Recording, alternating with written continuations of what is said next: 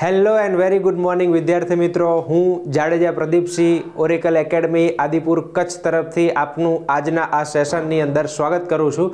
આપણા આ સેશનની અંદર આપણે આજે ગુજરાતના ઇતિહાસના સુવર્ણકાળ એટલે કે સોલંકી કાળની આપણે સંપૂર્ણ માહિતી લેવાની છે અને એવી ટ્રીકથી આપણે ભણવાનું છે કે જીવનમાં બીજે ક્યાંયથી ભણવું જ ના પડે। એકદમ સરસ રીતે દિમાગની અંદર આપણું આજનું સેશન જે છે છપાઈ જવું જોઈએ। પણ આજનું સેશન શરૂ કરતાં પહેલાં થોડીક તમારા માટે કેટલીક ઇન્સ્ટ્રક્શન છે, ધ્યાનથી સાંભળી લેજો।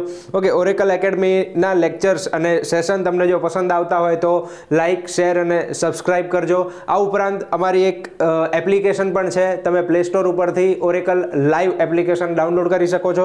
એમાં જલ્દી જ હમણાં 2023માં આવવાવાળી કોન્સ્ટેબલ અને પીએસઆઈની પરીક્ષા માટે અમે જલ્દીથી જ કોર્સ લોન્ચ કરવાના છીએ, તો તમે એને બહુ જ નજીવી અને નજીવી કિંમતે તમે સારામાં સારી પ્રિપરેશન તમારી કરી શકો એની માટે અમારો આ એક પ્રયાસ છે।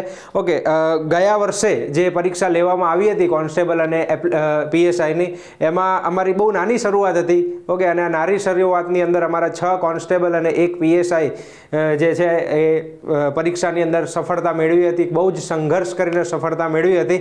ઓકે, તો એ તમે પણ એવી સફળતા મેળવો તો એની માટે એપ્લિકેશન ને તમે ડાઉનલોડ કરો, તમારા મિત્રોને સાથે લાઇક, શેર અને સબસ્ક્રાઇબ કરો અમારા સેશનને। તો આપણા આ સેશનની આપણે આજે શરૂઆત કરવાના જઈ રહ્યા છીએ। તો તમે આજના સેશનની અંદર ખાસ ધ્યાન એક વસ્તુ રાખવાની છે કે મેં જે આ પીપીટી બનાવી છે એની અંદર લગભગ બધી જ ઇન્ફોર્મેશન મેં લખી નાખી છે। તમારું ધ્યાન એ છે કે ઘણીવાર આપણે શું કરતા હોઈએ, આપણે જ્યારે ભણતા હોઈએ છીએ ત્યારે આપણું ધ્યાન છે ને શિક્ષક ભણાવે એની પર નથી હોતું। ઓકે, આપણું ધ્યાન હોય છે એ પીપીટી ઉપર। તમારે પીપીટી પર તો ધ્યાન દેવાનું છે, પણ મારા શબ્દો હું જે બોલું છું એની પર પૂરેપૂરું ફોકસ કરવાનું છે। કારણ કે ઘણીવાર શું થાય છે, આપણા સબકોન્શિયસ માઇન્ડની અંદર આપણા શબ્દો જતા રહે છે અને એ શબ્દો પરીક્ષાની અંદર પ્રશ્નોના જવાબ આવતી વખતે આપણને તાત્કાલિક ધોરણે યાદ આવે છે। ઠીક છે, તો અહીંયા તમારે આ સેશન, કારણ કે ઇતિહાસ એવો વિષય છે ને કે ઘણાને કંટાળો આવતો હોય છે, ઘણા ભણતા નથી હોતા, છોડને થોડા માર્ક્સ જવા દઈએ, આમ કરીએ તેમ કરીએ, પણ આ સેશન તમે જાણો છો કે સોલંકી કાળમાંથી ઇતિહાસનો પ્રશ્ન આવે ને આવે જ। જીપીએસસી ક્લાસ 1-2ની પરીક્ષાની વાત કરીએ, તલાટીની વાત કરીએ, જુનિયર ક્લાર્કની વાત કરીએ, બિન સચિવાલયની વાત કરીએ, પીએસઆઈ, કોન્સ્ટેબલ, ગમે એની વાત કરીએ તો ઇતિહાસ એમાં હોય જ છે। અને ઇતિહાસની અંદર આ એક એવું ચેપ્ટર છે ગુજરાતના ઇતિહાસમાં કે જેમાંથી વારંવાર પ્રશ્નો પૂછવામાં આવે છે। તો આપણે એવી રીતે ભણવું છે આજે કે બસ દિમાગમાં એવી રીતે છપાઈ જાય કે ભૂલાય જ નહીં। ઠીક છે, તો ચલો આપણે આજના સેશનની શરૂઆત કરીએ છીએ। ઓકે, સોલંકી કાળ, ગુજરાતના ઇતિહાસનો સુવર્ણકાળ, સોલંકી કાળ। ઓકે, જાડેજા પ્રદીપસિંહ એટલે કે મારા દ્વારા બનાવવામાં આવેલું છે। ઓકે, તો તમે પસંદ કરશો એવી મારી આશા છે અને લાઇક, શેર, સબસ્ક્રાઇબ કરજો અને ઇન કેસ મારાથી કાંઈ ભૂલ થઈ ગઈ હોય તો પણ તમે કોમેન્ટ સેક્શનની અંદર જણાવજો। તો આપણે શરૂઆત કરીએ છીએ સોલંકી કાળ। ચલો, તો સૌથી પહેલો સોલંકી વંશના ઉદ્ભવની આપણે થોડી માહિતી મેળવીએ છીએ। ઓકે, તો સોલંકી વંશનો ઉદ્ભવ કઈ રીતે થયો છે? તો સોલંકી વંશ અથવા તો એમ કહીએ કે રાજપૂત ઉત્પત્તિ વિશેની કેટલીક માન્યતાઓ છે। જેમ કે ઉત્પત્તિની માન્યતાઓની અંદર એક કહેવામાં આવે છે કે કાશ્મીરના એક પ્રખ્યાત કવિ હતા જેમનું નામ છે બિલ્હણ। આ બિલ્હણ દ્વારા એક પ્રખ્યાત ગ્રંથ લખવામાં આવ્યો હતો વિક્રમાંક દેવચરિત। ઓકે, એના સિવાય પણ એક છે જે આપણે આગળ ભણીશું, પણ વિક્રમાંક દેવચરિત મુજબ એમ કહેવામાં આવે છે કે બ્રહ્માએ પોતાના ખોબાને શું કહેવામાં આવે છે? ચુલુકમાંથી એક વીર પુરુષ ઉત્પન્ન કર્યો અને એ વીર પુરુષના વંશમાં આગળ જતા જે વંશ આવે છે, ઓકે, તો એને ચાલુક્ય વંશ કહેવામાં આવે છે। તો આ ચાલુક્ય વંશ જે છે એની પાછળના મુખ્ય 2 કોન્સેપ્ટ છે। ચાલુક્ય વંશ ક્યાંથી આવ્યો? તો એક તો આ બ્રહ્માજી વાળો કોન્સેપ્ટ છે। બ્રહ્માજી વાળો કોન્સેપ્ટ જે છે ક્યાં આપવામાં આવેલો છે? તો એ આપવામાં આવ્યો છે આ કાશ્મીરના કવિ બિલ્હણના ગ્રંથ વિક્રમાંક દેવચરિત। પરીક્ષામાં સિમ્પલ પ્રશ્ન પણ પૂછાય છે કે આ ગ્રંથની રચના કોના દ્વારા કરવામાં આવી હતી? બિલ્હણ દ્વારા કરવામાં આવી હતી, એ ધ્યાનમાં રહેવું જોઈએ આપણું। ઓકે, બીજું મૂળ સંસ્કૃત ભાષાનો ચૌલુક્ય શબ્દ છે। ઓકે, આ ચૌલુક્ય શબ્દ ઉપરથી ચુલુક શબ્દ પરથી આવેલો છે, જેનો અર્થ શું થાય છે? ખોબો કે કમંડલ। ઓકે, આ જે બ્રહ્માની જે કહાની છે, આ બ્રહ્માજીની જે કહાની છે એમાંથી જ ઉત્પત્તિની આ કહાનીમાંથી આ માન્યતા આવેલી છે અને ખોબો અને કમંડળ જે છે એ શબ્દનો અર્થ થાય છે।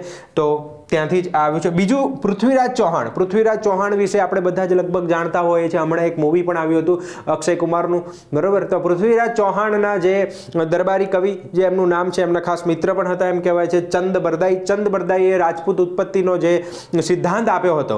ઓકે, ચંદ બરદાઈએ કયું પુસ્તક લખ્યું છે? તમને ધ્યાનમાં જ હશે કયું લખ્યું છે? પૃથ્વીરાજ રાસો. આ પૃથ્વીરાજ રાસોની અંદર રાજપૂત ઉત્પત્તિનો જે સિદ્ધાંત આપ્યો છે એમાં ગુરુ વશિષ્ઠનો સિદ્ધાંત છે.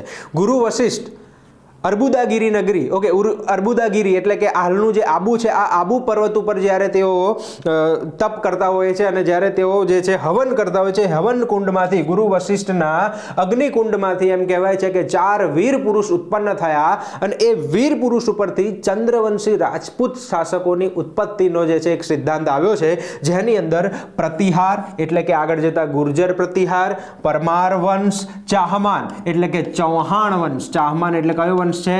ચૌહાણ વંશ. અને બીજું કહેવામાં આવે છે ચાલુક્ય એટલે કે સોલંકી વંશ. તો આ 4 રાજપૂત શાસકોની ઉત્પત્તિનો જે સિદ્ધાંત છે એ ગુરુ વશિષ્ઠના અગ્નિકુંડના ઉત્પત્તિના સિદ્ધાંત ઉપરથી આપવામાં આવ્યો છે. કોના દ્વારા? ચંદ બરદાઈ દ્વારા સિદ્ધાંત આપવામાં આવ્યો છે. તો 2 મુખ્ય સિદ્ધાંત થયા. રાજપૂત શાસક સોલંકી વંશના ઉદ્ભવના મુખ્ય 2 સિદ્ધાંત થયા. કયા સિદ્ધાંત થયા? એક બ્રહ્માજી સંધ્યાવંદના સમયે ચુલુકમાંથી જે વીર પુરુષ ઉત્પન્ન થાય છે, એક એ સિદ્ધાંત થયો. બીજો કયો સિદ્ધાંત થયો? બીજો સિદ્ધાંત થયો પૃથ્વીરાજ ચૌહાણ જે હતા એમના દરબારી કવિ ચંદ બરદાઈ દ્વારા જે પુસ્તક લખવામાં આવ્યું હતું, જેની અંદર રાજપૂત શાસકોની ઉત્પત્તિનો સિદ્ધાંત ગુરુ વશિષ્ઠની અગ્નિકુંડ, અર્બુદાગીરી નગરી પર અગ્નિકુંડમાંથી જે છે 4 વીર પુરુષ ઉત્પન્ન થયા, જેમાં પ્રતિહાર, પરમાર, ચાહમાન અને ચાલુક્ય. તો આ 4 વીર પુરુષના નામ ઉપરથી એમ કહેવામાં આવે છે કે આગળ જતા જે છે એમનો વંશ ચંદ્રવંશી રાજપૂત વંશ કહેવાય છે. તો આ એના ઉપરથી આવે છે. ઓકે, બીજો એક સિદ્ધાંત એવો છે કે આ ચાલુક્ય જે છે એ દક્ષિણ ભારતમાંથી આવે છે.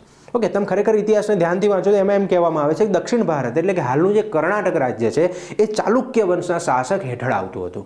ઓકે, તો ચાલુક્ય આગળ જતા ગુજરાતમાં આવવાથી એમ કહેવાય છે કે તેઓ સોલંકી કહેવાય છે. ઓકે, એના ઉપર પણ આપણે આગળ ભણીએ છીએ એટલે તમને વધારે ખ્યાલ આવશે. તો આ એના ઉદ્ભવ વિશેની માહિતી આપણે અહીંયા લીધી છે. ત્યાર પછી આપણે એક સ્ટેપ વધારે આગળ વધીએ છીએ અહીંયા. ઓકે, પ્રબંધ ચિંતામણી. તમે કદાચ મારો આના પહેલાનો સેશન ચાવડા વંશ ભણ્યા હશો તો ચાવડા વંશની અંદર મેં વાત કરી હતી કે આ બધી માહિતી આપણને ક્યાંથી મળે છે. તમે ના ભણ્યો તો ચાવડા વંશને તમે એક વખત જોઈ લેજો આપણા લેક્ચરની અંદર. એના પછી આ લેક્ચર ઉપર આવજો તમે, તો તમને વધારે મજા આવશે. તો અહીંયા પ્રબંધ ચિંતામણી જે છે, પ્રબંધ ચિંતામણી કોના દ્વારા લખવામાં આવી હતી? મેરુતુંગ દ્વારા. કોના દ્વારા લખવામાં આવી હતી? મેરુતુંગ અથવા મેરુતુંગાચાર્ય. ઓકે, એવું લખેલું હશે. તો આ જે પ્રબંધ ચિંતામણી છે, આ પ્રબંધ ચિંતામણી મુજબ કાન્યકુંજ અથવા તો કલ્યાણી. કાન્યકુંજ એટલે કન્નૌજ જેને કહેવામાં આવે છે. હવે સમજો, અહીંયા આ કન્નૌજ જે છે એ અત્યારના યુપીમાં આવેલું છે. ઓકે, અને આ કલ્યાણી એમ કહેવામાં આવે છે કે દક્ષિણ ભારતમાં આવેલું છે. ઠીક છે. તો એક્ઝેક્ટ પ્રૂફ નથી, પણ મોટાભાગની પુસ્તકમાં લખાયું છે કે કાન્યકુંજમાંથી. ઓકે, અને બીજી જગ્યાએ લખાયું છે કલ્યાણી, કારણ કે ચાલુક્ય વંશ જે છે એ કલ્યાણીમાં હતા, મતલબ કે દક્ષિણ ભારત કર્ણાટકની આસપાસના રાજ્યમાં તેઓ હતા. તો ત્યાંથી કદાચ આવ્યા હશે, યા તો એમ કહેવાય છે કે કાન્યકુંજ એટલે કે કન્નૌજમાં હતા. ઓકે, હવે આપણે બંને એટલા માટે પકડીએ કે પરીક્ષામાં કાંઈ પણ ઓપ્શન આપે તો આપણને ધ્યાનમાં રહેવું જોઈએ કે કદાચ આ નહીં તો આ, કારણ કે પરીક્ષામાં પૂછવામાં ક્યારેક એવી મિસ્ટેક પણ થઈ જાય છે. તો કાન્યકુંજ અથવા કલ્યાણીના ચાલુક્ય રાજા હતા, જેને આપણે ગયા લેક્ચરમાં ભણ્યા હતા. કોણ હતા? ભુવડ. આપણે ભણ્યા હતા કે ભુવડના હુમલાથી ચાવડા વંશના કયા રાજા? ચાવડા વંશના રાજા જે હતા, ઓકે, વનરાજ ચાવડાના પિતા જયશિખરી ચાવડા તેમાં મૃત્યુ પામે છે ભુવડના હુમલામાં, અને ત્યારબાદ વનરાજ ચાવડા જે છે શાસનમાં આવે છે. તો આગળ જતા આ ભુવડના વંશમાં મુંજાલ દેવ નામના એક વ્યક્તિ થાય છે અને તેમના 3 પુત્ર હતા, જેમનું નામ હતું રાજ, બીજ અને દંડ. અને આ રાજ, બીજ અને દંડ જે છે એ ચાવડા વંશના સામંતસિંહના સમયમાં આપણે ભણ્યા હતા. સામંતસિંહ આપણે ભણ્યા હતા ચાવડા વંશના અંતિમ રાજા. કોણ હતા? સામંતસિંહ. તો ચાવડા વંશના અંતિમ રાજા સામંતસિંહના સમયની અંદર આ કન્નૌજ અથવા તો કલ્યાણીના રાજા ભુવડના વંશમાં થયેલ મુંજાલ દેવના પુત્ર રાજ, બીજ અને દંડ જે છે એ ગુજરાતમાં આવે છે.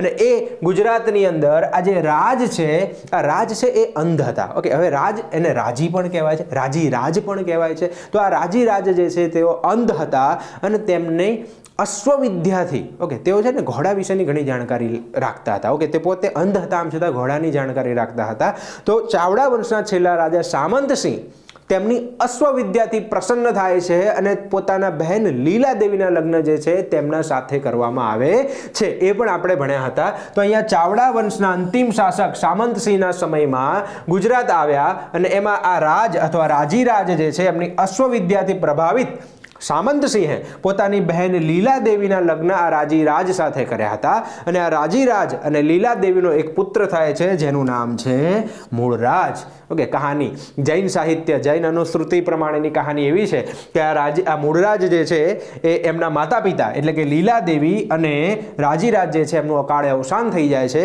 એટલા માટે આ મૂળરાજ મામા સામંતસિંહ સાથે રહે છે.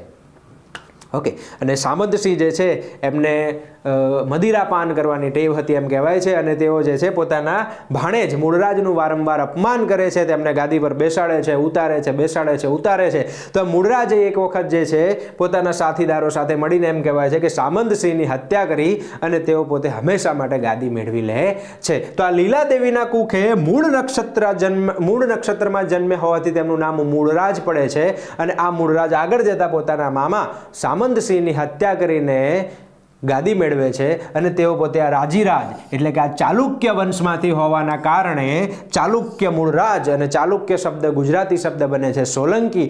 સોલંકી મૂળરાજ પ્રથમ દ્વારા સોલંકી વંશની સ્થાપના કરવામાં આવે છે. આટલે સુધી તમને એકદમ ક્લિયર હશે. તો ત્યાંથી આગળ વધીએ છીએ હવે. તો આ ચાલુક્ય સોલંકી વંશના સ્થાપના તેમના દ્વારા કરવામાં આવી. તો આ મૂળરાજે સોલંકી વંશની સ્થાપના કરી છે. ગુજરાતીમાં આ ચાલુક્ય સોલંકી કહેવાય છે. ગુજરાતના ઇતિહાસની અંદર સોલંકી યુગ એટલે કયો યુગ કહેવામાં આવે છે? કહેવામાં આવે છે સુવર્ણ યુગ. પરીક્ષામાં પૂછાય છે કે ભાઈ ગુજરાતના ઇતિહાસનો સુવર્ણ યુગ એટલે કયો યુગ છે? સોલંકી યુગ. ભારતના ઇતિહાસનો સુવર્ણ યુગ, પ્રાચીન ભારતના ઇતિહાસનો સુવર્ણ યુગ એટલે કયો યુગ છે? ગુપ્ત કાળ છે. ઓકે, પણ ગુજરાતના ઇતિહાસનો સુવર્ણ યુગ એટલે સોલંકી કાળ છે. અને આની અંદર પણ એક પ્રશ્ન એવો આવે છે કે ગુજરાતના ઇતિહાસનો પ્રથમ સુવર્ણયુગ કોને કહેવાય છે અને ગુજરાતના ઇતિહાસનો બીજો સુવર્ણયુગ કોને કહેવાય છે? આ લેક્ચર આગળ સુધી તમે જોતા રહેજો, તમને એના જવાબો મળી રહેશે. તો આપણે આ શરૂ કરીએ છીએ, આગળ ભણીએ. ઓકે, તો આ આપણું અહીંયા પ્રબંધ ચિંતામણી મુજબની જે થિયરી હતી એ થિયરી આપણે અહીંયા ભણ્યા છીએ. ત્યાંથી આપણે વધારે એક સ્ટેપ આગળ વધીએ છીએ. ઓકે, જો અહીંયા છે ને તમારે થોડી ધીરજ રાખવી પડશે. ઓકે, આપણે એવી રીતે ભણવાનો છે કે દિમાગમાં બહુ સારી રીતે છપાઈ જાય. ઇતિહાસ ભણાવે છે ઘણા બધા, બહુ સારું ભણાવે છે, આપણે કોઈનું કાંઈ નથી કહેતા, બહુ જ સારું ભણાવે છે બધા. ઓકે, પણ અહીંયા શું થાય છે, ઇતિહાસ આપણને નથી ગમતાનું કારણ છે કે સાહેબ યાદ નથી થાય, આગળ જતા આપણને ભૂલાઈ જાય છે. ઓકે, તો એને યાદ રાખવાની જે ટ્રીક હોય છે એ હોય છે હેરાકી. સ્ટેપ બાય સ્ટેપ ઇતિહાસને દિમાગમાં એ રીતે છાપવાનો છે. ઓકે, આપણે અહીંયા કાંઈ ગોખવાની કેવી કાંઈ વાત નથી કરતા. ઓકે, પણ યાદ રાખવાની પણ એક ટ્રીક હોય. ઓકે, કે દિમાગમાં આપણે એ રીતે સ્ટેપ બાય સ્ટેપ એને લેવાનો છે કે જેથી પરીક્ષામાં પૂછાય કે ગમે ત્યાં તો તમારે તાત્કાલિક ધોરણે ત્યાંથી એ વસ્તુ બહાર આવીને તમારી નજર સામે આવી જાય. બસ એ જ રીતે ઇતિહાસને આપણે ભણવાનો છે. ઓકે, અને ઇતિહાસને ભણવાનો એક બીજી પણ રીત છે, આપણે અલગ અલગ ભાગમાં ઇતિહાસને વહેંચીએ છીએ. ઓકે, તો અહીંયા પણ આપણે અલગ અલગ સ્ટેપ બાય સ્ટેપ ભાગની અંદર આપણે ઇતિહાસને વહેંચીએ છીએ. ફોર એક્ઝામ્પલ, આપણે મૂળરાજને ભણીશું યા સિદ્ધરાજ જયસિંહને ભણીશું. તો આપણે ભણીશું સિદ્ધરાજ જયસિંહના મહત્વના કાર્યો, સિદ્ધરાજ જયસિંહના સમયનું સ્થાપત્ય શું હતું, સિદ્ધરાજ જયસિંહના સમયનું કલા અને સાહિત્ય શું હતું. તો આપણે મોટા ભાગે આ સોલંકી કાળને સુવર્ણકાળ કહેવાય છે. એનું કારણ શું છે તો ખાલી રાજાઓ મહાન હતા એવું નથી, પણ એના સમયની અંદર બહુ મહાન બીજા કાર્યો પણ થયા છે, ખાસ કરીને સ્થાપત્યના કાર્યો. તો એ સ્થાપત્ય મોટા ભાગે આપણે અહીંયા એક રાજાને બે ભાગમાં વહેંચીને ભણીશું. એક એની પર્સનલ લાઈફ અથવા ઇમ્પોર્ટન્ટ ફેક્ટ એના લાઈફ રિલેટેડ, અને બીજું છે તેની સ્થાપત્ય અથવા કલા અથવા સાહિત્ય કે એના રિલેટેડ જે એમાંથી પ્રશ્ન પૂછાય છે એ આપણે ખાસ અહીંયા ભણીશું. આગળ તમે ભણતા જાઓ એટલે તમને વધારે ને વધારે ધ્યાન આવતું રહેશે. બસ તમારે જે છે શાંતિથી આ લેક્ચરને સાંભળવાનો છે, જોવાનો છે. સમજણ ના પડે તો બીજી વાર જરા બેક જઈને ફરીથી તમારે આને જોવાનો છે. ઠીક છે, અને લાઇક શેર પણ સબસ્ક્રાઈબ પણ જરૂર કરજો, જેથી અમને પણ થોડું મોટિવેશન આવે, વધારે સારું કન્ટેન્ટ તમને આગળ જતા આપીએ અમે. તો સોલંકી વંશનો ઉદ્ભવની આપણે વાત કરી. સોલંકી વંશના ઉદ્ભવ બાદ આપણે વાત કરીએ છીએ કે સોલંકી વંશની રાજધાની, ક્લાસ 3 લેવલની પરીક્ષામાં સિમ્પલ ક્વેશ્ચન તમને પૂછાઈ જાય. તો રાજધાની જે છે કઈ હતી? અણહિલવાડ પાટણ. ઓકે, તમારે અહીંયા ધ્યાનમાં રાખવાનું છે અણહિલવાડ પાટણની સ્થાપના કોણે કરી હતી? આપણે ભણ્યા હતા ચાવડા વંશની અંદર વનરાજ ચાવડા. તો આ વનરાજ ચાવડા દ્વારા અણહિલવાડ પાટણની સ્થાપના કરવામાં આવી હતી. અને ત્યારબાદ સોલંકી વંશના પણ 302 વર્ષના શાસનકાળ દરમિયાન અણહિલવાડ પાટણ જ સોલંકીઓની રાજધાની હતી. બીજી વાત કરીએ, તેમનો રાજધર્મ કયો હતો? તેમનો રાજધર્મ હતો શૈવ ધર્મ. ઓકે, શિવ ભગવાન, શિવ શંકર ભગવાનને માનવાવાળા તેમનો મહત્વના રાજાઓ માને છે. આ કેટલાક લોકો જૈન ધર્મને પણ માને છે, કેટલાક રાજાઓ જૈન ધર્મને સારું પ્રોત્સાહન આપે છે, પણ શૈવ ધર્મ તેમનો મૂળ રાજધર્મ હતો એમ કહેવામાં આવે છે. તેમનો રાજભાષા કઈ હતી? સંસ્કૃત તેમની મુખ્ય રાજભાષા હતી. આપણે ધ્યાનમાં રાખવાનું છે. આપણે આના સિવાય મોટા ભાગે જૈન સાહિત્ય જે આ સમયગાળામાં રચાયા હતા, ખાસ કરીને ગુજરાતની અંદર આ સમયગાળા દરમિયાન એમ કહેવાય છે કે શ્વેતાંબર જૈન ધર્મનો સારો એવો વિકાસ જે છે એ થાય છે. તો જૈન સાહિત્ય મોટા ભાગે પ્રાકૃત ભાષાની અંદર જે છે રચાય છે અહીંયા. અને અહીંયા ગુજરાતી ભાષા કઈ રીતે અસ્તિત્વમાં આવે છે એની પાછળનો પણ એક કોન્સેપ્ટ છે કે સંસ્કૃત ભાષા બાદ એમ કહેવાય છે પ્રાકૃત ભાષા, પ્રાકૃત ભાષા બાદ ગુર્જર અપભ્રંશ ભાષા, ગુર્જર ભાષા, ત્યારબાદ જૂની ગુજરાતી અને આગળ જતા નવી ગુજરાતી. ઓકે, તો આ રીતે ધીમે ધીમે ધીમે ગુજરાતી ભાષાનો ઉદ્ભવ જે છે આ રીતે થયેલો છે. તો આ કોન્સેપ્ટ પણ મેં તમને અહીંયા સમજાવ્યો છે. તમે સોલંકી કાળનો સમયગાળો અને એમનો વિસ્તાર જોઈ શકો છો. આ હાલનું આખું ગુજરાત છે. ઓકે, આ હાલનું આખું ગુજરાત છે, આ તમને ધ્યાન છે. એના સિવાય માળવાનો થોડો વિસ્તાર પણ એક સમયગાળામાં સોલંકીઓ પોતાના હાથમાં લે છે. એક સમયગાળા દરમિયાન રાજસ્થાનનો પણ થોડો વિસ્તાર તેમના હાથમાં આવે છે. તો આ ઓવરઓલ જે વિસ્તાર છે એ અહીંયા મેં દર્શાવવામાં આવેલો છે. તો સોલંકી વંશનો ઓવરઓલ વિસ્તાર પણ અહીંયા આપણે વાત કરી છે. હવે આપણે મૂળ વાત કરીએ. હવે સરસ મજાનું આપણે અહીંયા ધ્યાનમાં રાખીશું કે આખા સોલંકી કાળનો જે આંબો છે, ઓકે, જેને આપણે કહીએ છીએ કે તેમનો જે વંશાવલી છે એ વંશાવલીને બહુ ધ્યાનથી સાંભળશું આપણે, જેના કારણે આગળ જતા આ વંશાવલીમાંથી એક એક રાજ આપણે કોઈને ગોખવાના નથી, સિમ્પલ એક એક એક દિમાગની અંદર આપણે આને છાપવાના છે. ઓકે, તો અહીંયા સૌથી પહેલા આ વંશાવલીને એવી રીતે ભણી લઈએ કે આગળ જતા બધા રાજા આપણને સરળતાથી યાદ રહી જશે. ઓકે, તો સૌથી પહેલા આપણે વાત કરીએ છીએ કે મૂળ રાજા કોણ હતા? તો મૂળ રાજ ક્યાંથી યાદ આવે? કોઈ પણ એક ઝાડ હોય છે, એક વૃક્ષ હોય છે, એની શરૂઆત હંમેશાથી ક્યાંથી થાય છે? મૂળમાંથી થાય છે. તો પ્રથમ રાજા આપણને યાદ રહેવો જોઈએ. કોણ છે? મૂળરાજ. સોલંકી વંશની વંશાવલીમાં પ્રથમ રાજા છે મૂળરાજ. હમણાં આપણે વાત કરી કે લીલાદેવી અને ચાલુક્ય રાજીરાજના પુત્ર એવા મૂળરાજ પોતાના મામા સામંતસિંહ, ચાવડા વંશના અંતિમ રાજા સામંતસિંહની હત્યા કરીને જે છે સોલંકી વંશની સ્થાપના કરે છે. તો આ પ્રથમ રાજા જે છે કોણ છે? મૂળરાજ જે છે પ્રથમ રાજા છે. તો યાદ રાખીશું અહીંયા આગળ તેઓ પોતે સ્થાપક છે, પ્રથમ રાજા સોલંકી વંશના. અને એમના વિશેની બાકીની ડિટેલ જે છે એ પણ આપણે આગળ જતા ભણીએ છીએ. તો અહીંયા આગળ જે લોકો રાજા બને છે એના નામ આગળ મેં નંબર આપેલા છે. ઓકે, તો આ પ્રથમ નંબર જે છે એ કોણ છે? મૂળરાજ છે. મૂળરાજના એક પુત્ર હતા જેમનું નામ છે ચામુંડરાજ. તો બીજા નંબરની અંદર કોણ રાજા બને છે? ચામુંડરાજ રાજા બને છે. ચામુંડરાજના 3 પુત્ર હતા, વલ્લભરાજ, દુર્લભરાજ અને નાગરાજ. તો નવા રાજા કોણ બને છે? તો ચામુંડરાજના મોટા પુત્ર એટલે કે વલ્લભરાજ જે છે નવા રાજા બને છે. આગળ જતા વલ્લભરાજનું થોડા સમયની અંદર જ એમ કહેવામાં આવે છે કે અકાળે અવસાન થાય છે. શું થાય છે? અકાળે અવસાન થાય છે. લગભગ 6 મહિનાના શાસનકાળ દરમિયાન એમ કહેવાય છે કે શીતળાના રોગથી તેમનું અવસાન થઈ જાય છે. તો આ અકાળે અવસાન થતાં તેમને કોઈ પુત્ર હોતા નથી. એટલા માટે રાજા કોણ બને છે? તો તેમના નાના ભાઈ દુર્લભરાજ જે છે રાજા બને છે. વલ્લભરાજનું અકાળે અવસાન થવાથી તેમના નાના ભાઈ દુર્લભરાજ જે છે નવા રાજા બને છે. અને દુર્લભરાજ જે છે એ આગળ જતા અપુત્ર અવસાન પામે છે. એમના કોઈ જ પુત્ર હોતા નથી. તો અપુત્ર અવસાન પામવાના કારણે તેમના પણ નાના ભાઈ નાગરાજ, પણ નાગરાજ રાજા નથી બનતા, નાગરાજના પુત્ર ભીમદેવ જે છે એ નવા રાજા બને છે. તો સમજાય છે તમને? મૂળરાજ પ્રથમ રાજા, ચામુંડરાજ બીજા નંબરમાં, ચામુંડરાજના 3 પુત્ર, વલ્લભરાજ પ્રથમ રાજા બન્યા, ત્યારબાદ અકાળે અવસાન પામે છે. દુર્લભરાજ અપુત્ર અવસાન પામે છે, નવા રાજા બને છે નાગરાજના પુત્ર ભીમદેવ. ઓકે, ભીમા બાણાવાળી તરીકે ઓળખાય છે. આ પ્રખ્યાત રાજા કયા નામે ઓળખાય છે? ભીમા બાણાવાળી. ઓકે, મતલબ કે તેઓ ધનુર્વિદ્યામાં જે છે બહુ સારા એવા હતા, એના કારણે ભીમદેવ જે છે એને ભીમા બાણાવાળી તરીકે ઓળખવામાં આવે છે. આ ભીમદેવ પ્રથમના એમ કહેવાય છે કેટલીક રાણીઓ હતી, એમાંથી 2 પ્રખ્યાત રાણીઓ જે હતી, એક છે રાણી ઉદયમતી અને એક છે રાણી બકુલા દેવી. તો આ રાણી ઉદયમતી પ્રખ્યાત તમે જાણો જ છો ભાઈ, ગુજરાતના ઇતિહાસની અંદર જે આપણી આપણો જે સાંસ્કૃતિક વારસો છે એની અંદર ખૂબ મહત્ત્વનું એવું એક પાસું જેને આપણે કહીએ છીએ રાણીની વાવ. તો ગુજરાતના સ્થાપત્યની અંદર રાણીની વાવનું નિર્માણ જે છે રાણી ઉદયમતીએ કરાવ્યું હતું. ઓકે, જેને આપણે 2014ના વર્ષની અંદર યુનેસ્કોએ ગુજરાતની બીજા નંબરની વર્લ્ડ હેરિટેજ સાઇટ જે છે ઘોષિત કરી હતી અને આજે 100ની નોટ ઉપર પણ તેમનું સ્થાન જોવા મળે છે. ઓકે, તો એ રાણીની વાવનું અદ્ભુત કાર્ય આગળ આપણે ભણીશું એટલે તમને એમ થશે કે શું કાર્ય કરેલું છે એની અંદર. તો આ રાણીની વાવ જે છે એ રાણી ઉદયમતીએ બંધાવી હતી. પણ પરીક્ષામાં પ્રશ્ન એમ આવે છે કે રાણી ઉદયમતી હતા કોણ? ઓકે, તો રાણી ઉદયમતી જે છે એ સોરઠ એટલે કે હાલનું જૂનાગઢ જે કહેવામાં આવે છે સૌરાષ્ટ્ર પ્રદેશનું, તો આ સોરઠના એ સમયના જે રાજા હતા, ઓકે, જે ચુડાસમા રાજા, કયા રાજા હતા? ચુડાસમા રાજા હતા. ચુડાસમા વંશના રાજા રાખેંગાર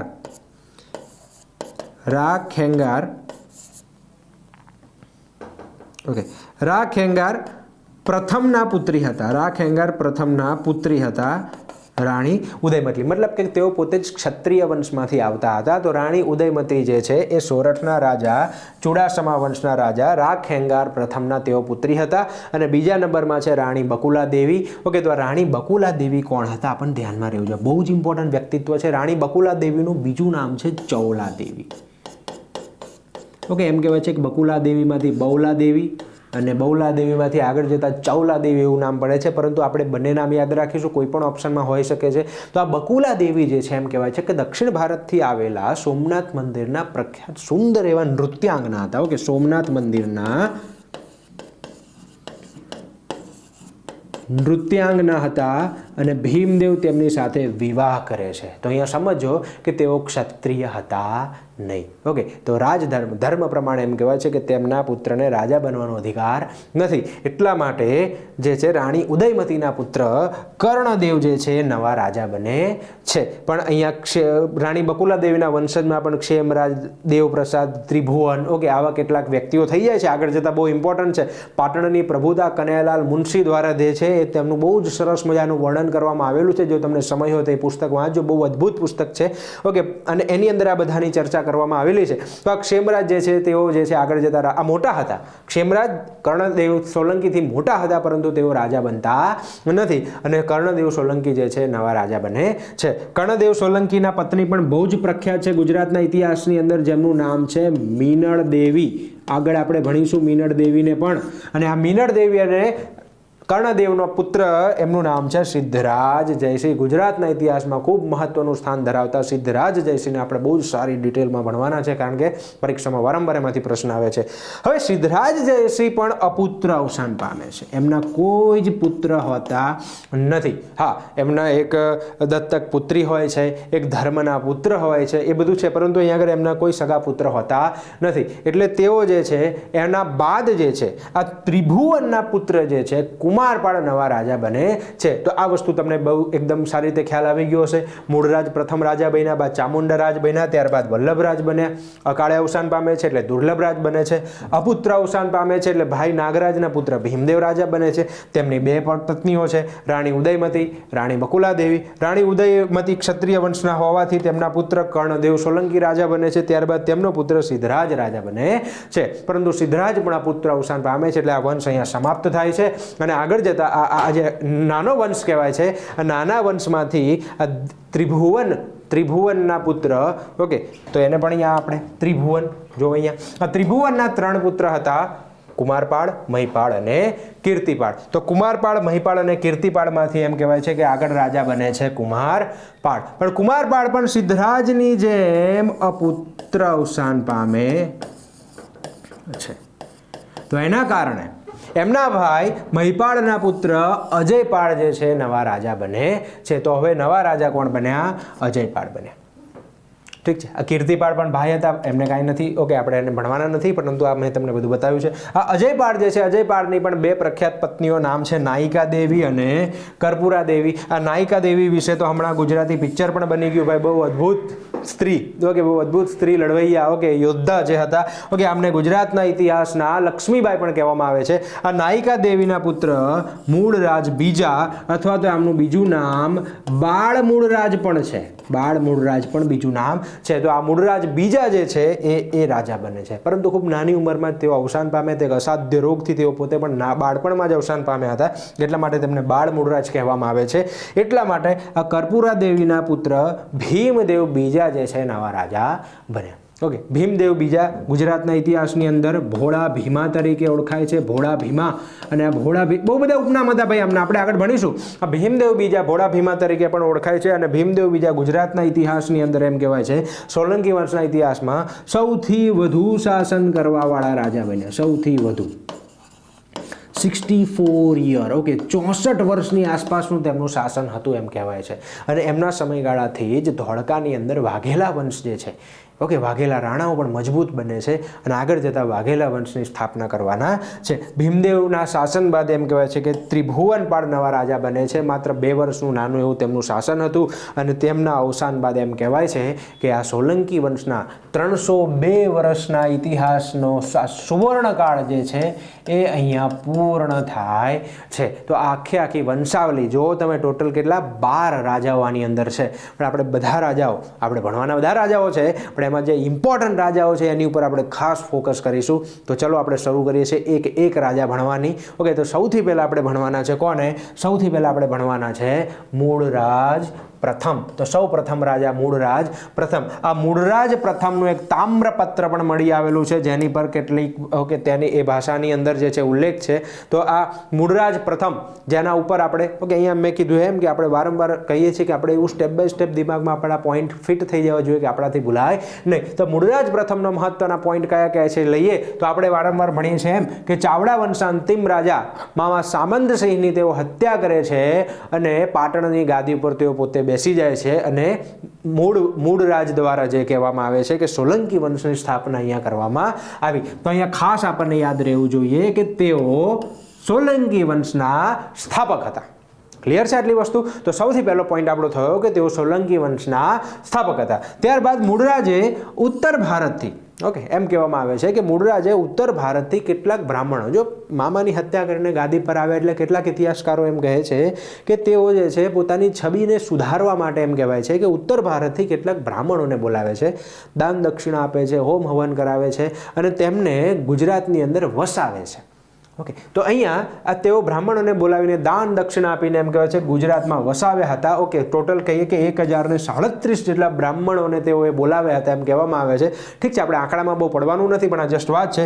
કુરુક્ષેત્રના જે ઔદિચ્ય બ્રાહ્મણો હતા, કુરુક્ષેત્રના ઔદિચ્ય બ્રાહ્મણો તેમણે શ્રીસ્થળી એટલે આગળ જતાં એનું નામ સિદ્ધપુર પડવાનું છે, તો શ્રીસ્થળીમાં તેમણે નામ વસાવ્યા હતા.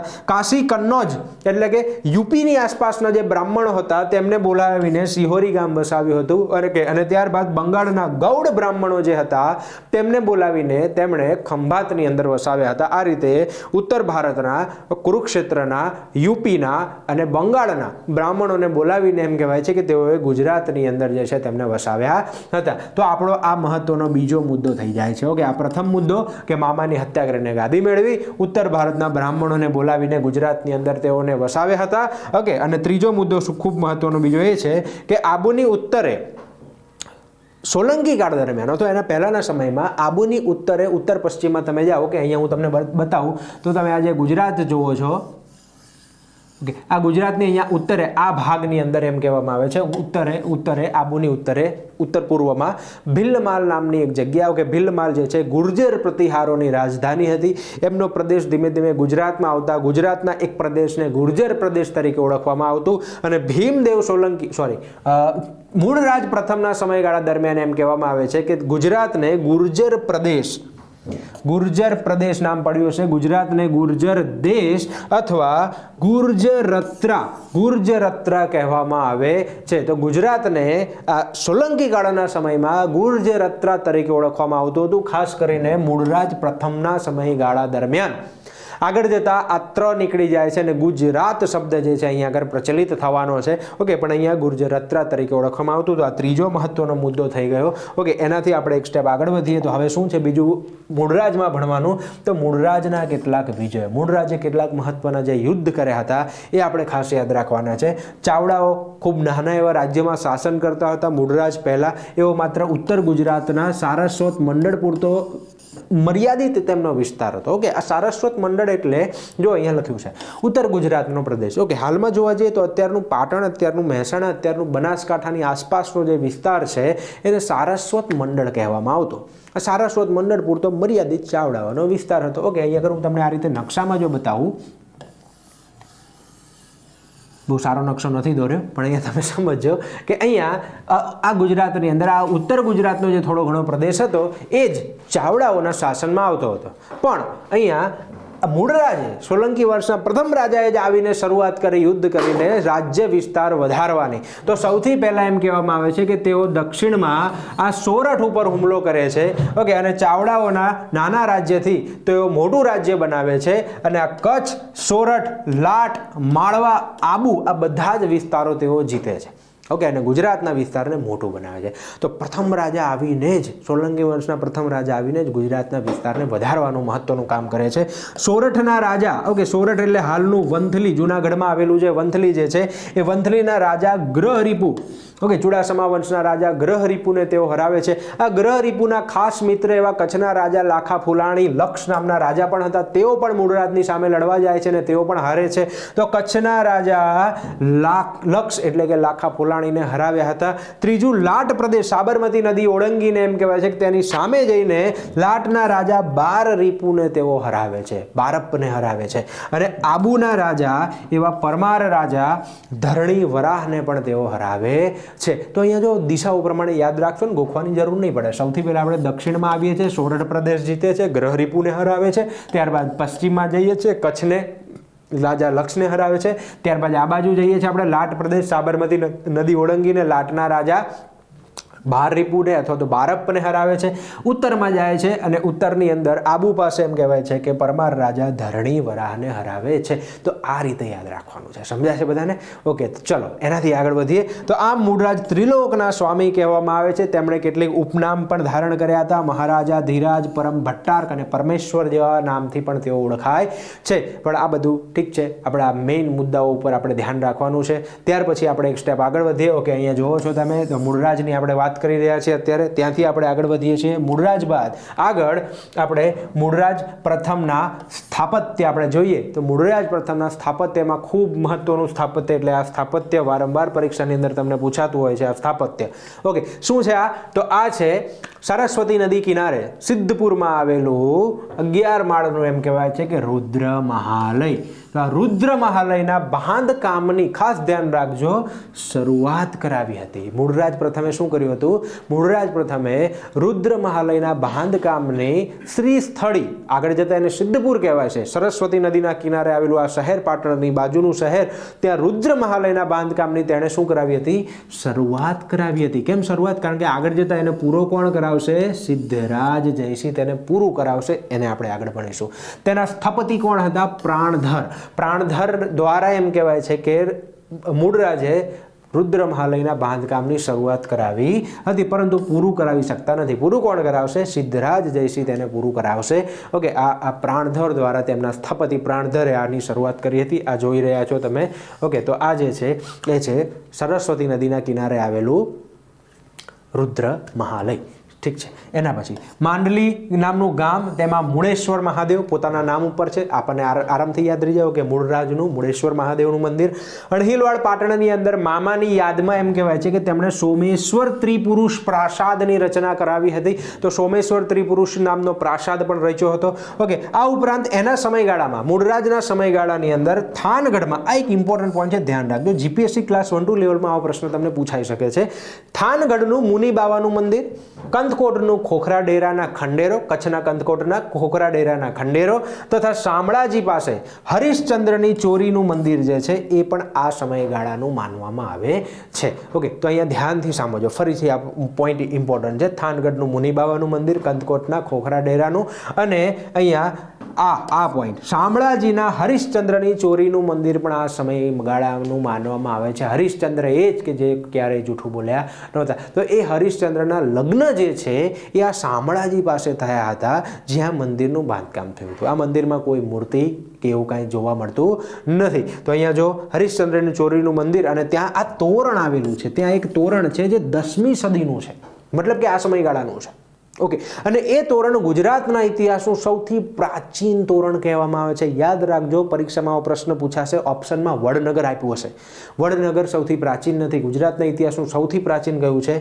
આ છે. કારણ કે વડનગર અત્યારે યુનેસ્કોની વર્લ્ડ હેરિટેજ સાઇટની જે ટેન્ટેટિવ લિસ્ટમાં સામેલ થયું છે, એટલા માટે એમાંથી પરીક્ષામાં પૂછાઈ શકે છે. તો વડનગર નથી. સૌથી જૂનું તોરણ કયું છે? આ 10મી સદીનું આ હરિશ્ચંદ્ર મંદિરની અંદર મંદિરનું જે તોરણ છે એ સૌથી જૂનું છે. ગુજરાતનું સૌથી પ્રાચીન તોરણ તેને કહેવામાં આવે છે. ઓકે, અને ત્યાં મેં કીધું એમ કે હરિશ્ચંદ્રના લગ્ન થયા હતા, ત્યાં કોઈ મૂર્તિ વગેરે કાંઈ ખાસ જોવા મળતી નથી. તો આ નોંધ તરીકે આ મહત્વનો મુદ્દો મેં તમારી સામે મૂક્યો છે. તો અહીંયા મૂળરાજ પ્રથમે શ્રી સ્થળી સિદ્ધપુર નહીં પવિત્ર નદીના કિનારે જઈને અંતિમ સંસ્કાર, ઓકે, તેમનો જે અગ્નિ સંસ્કાર કરીને તેઓ પોતે મૃત્યુ પામ્યા હતા. તો મહત્વના 5-6 મુદ્દાઓ આવ્યા, તમે ધ્યાનથી જોવો તો સૌથી પહેલો મુદ્દો આવ્યો કયો? કે મામાની હત્યા કરીને તેમણે સોલંકી વંશની સ્થાપના કરી. ઓકે, બીજો મુદ્દો મહત્વનો કયો મૂળરાજના જીવનની અંદર? તો તેમના સમયમાં ગુજરાતને ગુર્જરત્રા તરીકે સંબોધિત કરવામાં આવતું હતું. ત્રીજો મુદ્દો કયો આવ્યો? તો તેમણે કેટલાક યુદ્ધ કર્યા. તો યુદ્ધની અંદર આપણે ખાસ શું ભણ્યા? તો યુદ્ધની અંદર આપણે ખાસ ભણ્યા કે યુદ્ધની અંદર તેમણે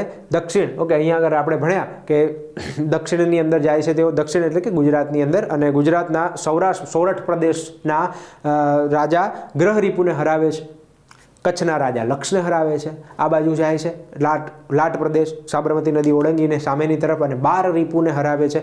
ઉત્તરમાં જાય છે અને ધરણીવરાહને આબુ પણ જીતી લે છે, ધરણીવરાહને હરાવે છે. તો આ રીતે તેમણે રાજ્ય વિસ્તાર વધાર્યો. જે સારસ્વત મંડળ પૂરતો મર્યાદિત રાજ્ય વિસ્તાર હતો તેને વધારવાનું કાર્ય કર્યું છે. આ મુદ્દો આપણા દિમાગમાં હોવો જોઈએ. ત્યારબાદ બીજું શું છે એમના સમયની અંદર આપણે ભણ્યા હમણાં? ઓકે, ત્યારબાદ બીજું શું છે? તો અહીંયા તેઓ ત્રિલોકના સ્વામી કહેવાય. કેટલાક ઉપનામ પણ આપણે છે તેમના જે ભણ્યા. ઓકે, એના સિવાય સ્થાપત્યની અંદર એક આ ખાસ યાદ રાખવાનો છે, રુદ્ર મહાલય. રુદ્ર મહાલય મહત્વનો છે. અને બીજું છે હરિશ્ચંદ્રની ચોરી, અને એ મંદિર પણ એ મૂળરાજના સમયગાળાનું માનવામાં આવે છે. ક્લિયર છે? આ બધા 5-6 મુદ્દાઓ છે જો તમારી સામે મેં સરસ રીતે અહીંયા આગળ મૂકી દીધા છે. તો આ શ્રી સ્થળી સિદ્ધપુર પવિત્ર નદીના કિનારે અગ્નિ સંસ્કાર કરીને જ તેઓ પોતે મૃત્યુ પામ્યા હતા. અને ત્યારબાદ તેમના પુત્ર ચામુંડરાજ છે નવા રાજા બને છે. તો નેક્સ્ટ રાજા આપણે ભણીએ છીએ તેમના પુત્ર ચામુંડરાજ. તો આ ચામુંડરાજનો સમયગાળો પણ અહીંયા લખ્યો છે. યાદ રાખજો, બધાના સમયગાળા ગોખવાની જરૂર નથી. ઓકે, તમને બહુ ખાસ સમયગાળામાંથી પ્રશ્નો પૂછાતા નથી, પણ જો તમે યાદ રાખો તેનો સારો એક ફાયદો એ થાય છે કે તમને હેરાકી યાદ રહી જાય છે ઇતિહાસની અંદર, કે સ્ટેપ બાય સ્ટેપ, કે આના પછી આ, આના પછી આ, આના પછી આ, તો યાદ રાખવામાં સરળતા રહે છે. ઓકે, તો એના માટે આ જરૂરી છે. ઠીક છે, ચલો. તો આ ચામુંડરાજ છે. ઓકે, અભય તિલક નામના એક સાહિત્યકાર, અભય તિલકના જણાવ્યા પ્રમાણે એમ કહેવામાં આવે છે કે ચામુંડરાજ શાસન દરમિયાન આગળ જતા તેઓ થોડા આત્મસાધનાની તેમને જરૂરિયાત પડે છે. એટલા માટે એમ કહેવાય છે કે તેઓ અનૈતિક બન્યા હતા. તેમને રાજપાટમાં બહુ ખાસ જે છે ઈચ્છા રહી ન હતી. ઓકે, અને તેઓ અનૈતિક બન્યા હતા, જેથી તેમના બહેન ચાચીની દેવી અથવા તો વાચીની દેવી જે કહેવાય છે એમના દ્વારા ચામુંડરાજની હયાતીમાં જ તેમના પુત્ર વલ્લભરાજને ગાદી અપાવી દે છે. તો એ ઇમ્પોર્ટન્ટ એક કેરેક્ટર કયું આવે છે? આ કેરેક્ટર આવે છે. વાચીની દેવી અથવા તો ચાચીની દેવી એ ચામુંડરાજને અનૈતિક બન્યા હોવાથી તેમના બહેન જે છે તેમના મોટા પુત્ર વલ્લભરાજને ગાદી અપાવી દે છે. તો નવા રાજા હવે કોણ બને છે? ચામુંડરાજના મોટા પુત્ર વલ્લભરાજ નવા રાજા બને છે. કોની મદદથી? બહેન, ઓકે, વાચીની દેવી જે છે તેમને આ ગાદી ચામુંડરાજની હયાતીમાં જ અપાવી દે છે. તો હવે ચામુંડરાજ અનૈતિક બન્યા હતા, મતલબ કે તેમને આત્મસાધનાની જરૂરિયાત હતી, તેમને સુધારવાની જરૂરિયાત હતી, જેથી તેઓ યાત્રા કરવા ઉપર નીકળી જાય છે. અને એ યાત્રા કરવા ઉપર નીકળવા કાશી જવા માટે તેઓ નીકળે છે. પરંતુ માર્ગમાં જ ગુજરાતની બાજુનું જે પડોશી રાજ્ય છે, ગુજરાતની બાજુનું જે પડોશી રાજ્ય જે છે, તો કે આ ગુજરાત છે એની બાજુનું અહીંયાનું પડોશી રાજ્ય કહેવામાં આવતું માળવા. આ માળવા તરફથી જ્યારે તેઓ નીકળતા હતા ત્યારે માળવાના રાજા જે હતા સિંધુરાજ, ઓકે, આ સિંધુરાજે એમ કહેવાય છે કે આ ચામુંડરાજનું છત્ર જે છે એ લૂંટી લીધું હતું.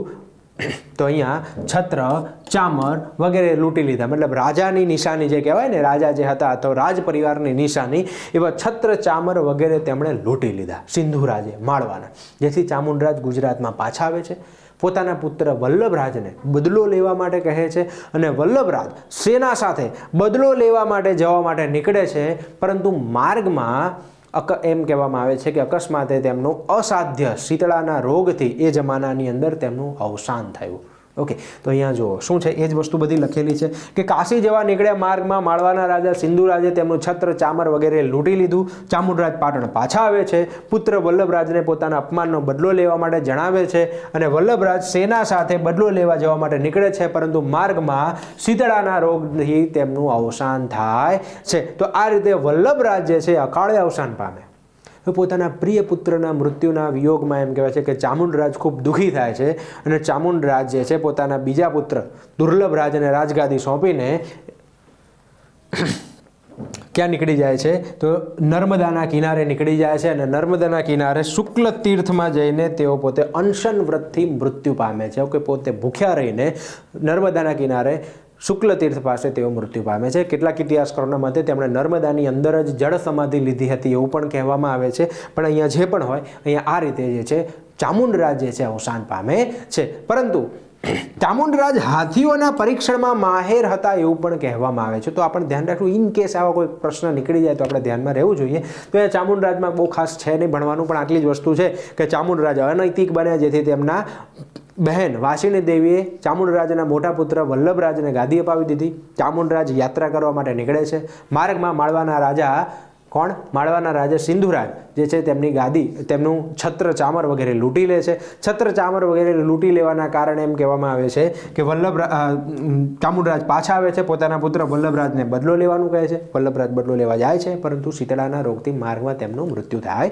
છે. ચામુંડરાજ ખૂબ દુઃખી થાય છે અને નર્મદા કિનારે જઈને પોતે પણ મૃત્યુ પામે છે અને નવા રાજા બને છે તેમના બીજા નંબરના પુત્ર એટલે કે દુર્લભરાજ. તો આ વાત થઈ ગઈ ચામુંડરાજની. હવે વાત કરીએ આપણે ત્રીજા નંબરના રાજા. ફરીથી આપણે ભણવા તો પડશે જ, તો આપણે અહીંયા આગળ ફરીથી વલ્લભરાજને લઈએ છીએ, જેમ હમણાં ભણ્યા એ જ કે ગુજરાતના ઇતિહાસની અંદર વલ્લભરાજના બે ઉપનામ ધ્યાનમાં રાખીશું આપણે. રાજમાન શંકર અને જગજંપન. શું નામ છે? રાજમાન શંકર અને જગજંપન. જગજંપન એટલે વાઘની જેમ તરાપ મારવા વાળો એમ કહેવામાં આવે છે. આ જગજંપન અને રાજમાન શંકર તરીકે ઓળખવામાં. તમને પૂછાય કે ગુજરાતના ઇતિહાસમાં રાજમાન શંકર તરીકે કયા રાજા ઓળખાતા હતા? તો શું નામ છે એમનું? વલ્લભરાજ. તો આ વલ્લભરાજ રાજમાન શંકર તરીકે ઓળખાય છે, જગજંપન તરીકે ઓળખાય છે. પિતા ચામુંડરાજના અપમાનનો બદલો લેવા જતા સમયે માર્ગમાં અસાધ્ય રોગથી તેમનું મૃત્યુ થાય છે. એટલે ખૂબ નાનો એવો સમયગાળો, 1010ની અંદર જ તેઓ પોતે મૃત્યુ પામ્યા હતા અને તેમના નાના ભાઈ દુર્લભરાજ જે છે એ નવા રાજા બન્યા. તો બસ આમાં આપણે આટલું જ ભણવાનું હતું. તો આ વાત કરી લીધી આપણે વલ્લભરાજની. વલ્લભરાજ બાદ તેમના નાના ભાઈ એટલે દુર્લભરાજની આપણે વાત કરીશું. આ એક જરા ઇમ્પોર્ટન્ટ રાજા છે. વાત કરીએ દુર્લભરાજ. જો છો દુર્લભરાજના આપણને કેટલાક શું કહેવાય આને, દુર્લભરાજના આપણને કેટલાક જે છે એ તામ્રપત્ર પણ મળી આવે છે, જેમની એમાં ઇન્ફોર્મેશન આપેલી છે. તો આ દુર્લભરાજ છે એ લાટના કીર્તિરાજને હરાવીને સોલંકી રાજ્યનો વિસ્તાર કરે છે. સોલંકી રાજ્ય તેમણે લાટ સુધી એટલે કે દક્ષિણ ગુજરાત સુધી પહોંચાડી દીધું. તો એમ કહી શકીએ કે લગભગ ગુજરાત જે છે આખું સોલંકી કાળની અંદર જે છે અહીંયા આગળ મળી જાય છે. તો આ લાટના રાજા કીર્તિરાજને તેઓ હરાવે છે અને સોલંકી રાજ્યનો વિસ્તાર નર્મદા સુધી કરી દે છે. કોણ? દુર્લભરાજ. તો આ દુર્લભરાજ જો અહીંયા આગળ ધ્યાનમાં રાખજો, ગુજરાતના ઇતિહાસની અંદર આ લાટ સાથે, માળવા સાથે, રાજસ્થાનના કેટલાક અજમેર છે, મેવાડ છે, આ બધા સાથે યુદ્ધ વિગ્રહો વગેરે ચાલતું જ રહેશે છેક સુધી. ઓકે, તો અહીંયા આ લાટના કીર્તિરાજને તેઓ હરાવે છે અને નર્મદા સુધી વિસ્તારને વધારી દે છે દુર્લભરાજ. દુર્લભરાજ જે છે એ જૈન દર્શન અનેકાંતવાદ તરફ વધારે અનુરાગ ધરાવતા હતા. મતલબ તેઓ જૈન ધર્મ પ્રત્યે વધારે જે છે એ માન્યતા ધરાવતા હતા. આ એક મહત્વનો મુદ્દો છે અને ખાસ ધ્યાનમાં રાખીશું આપણે.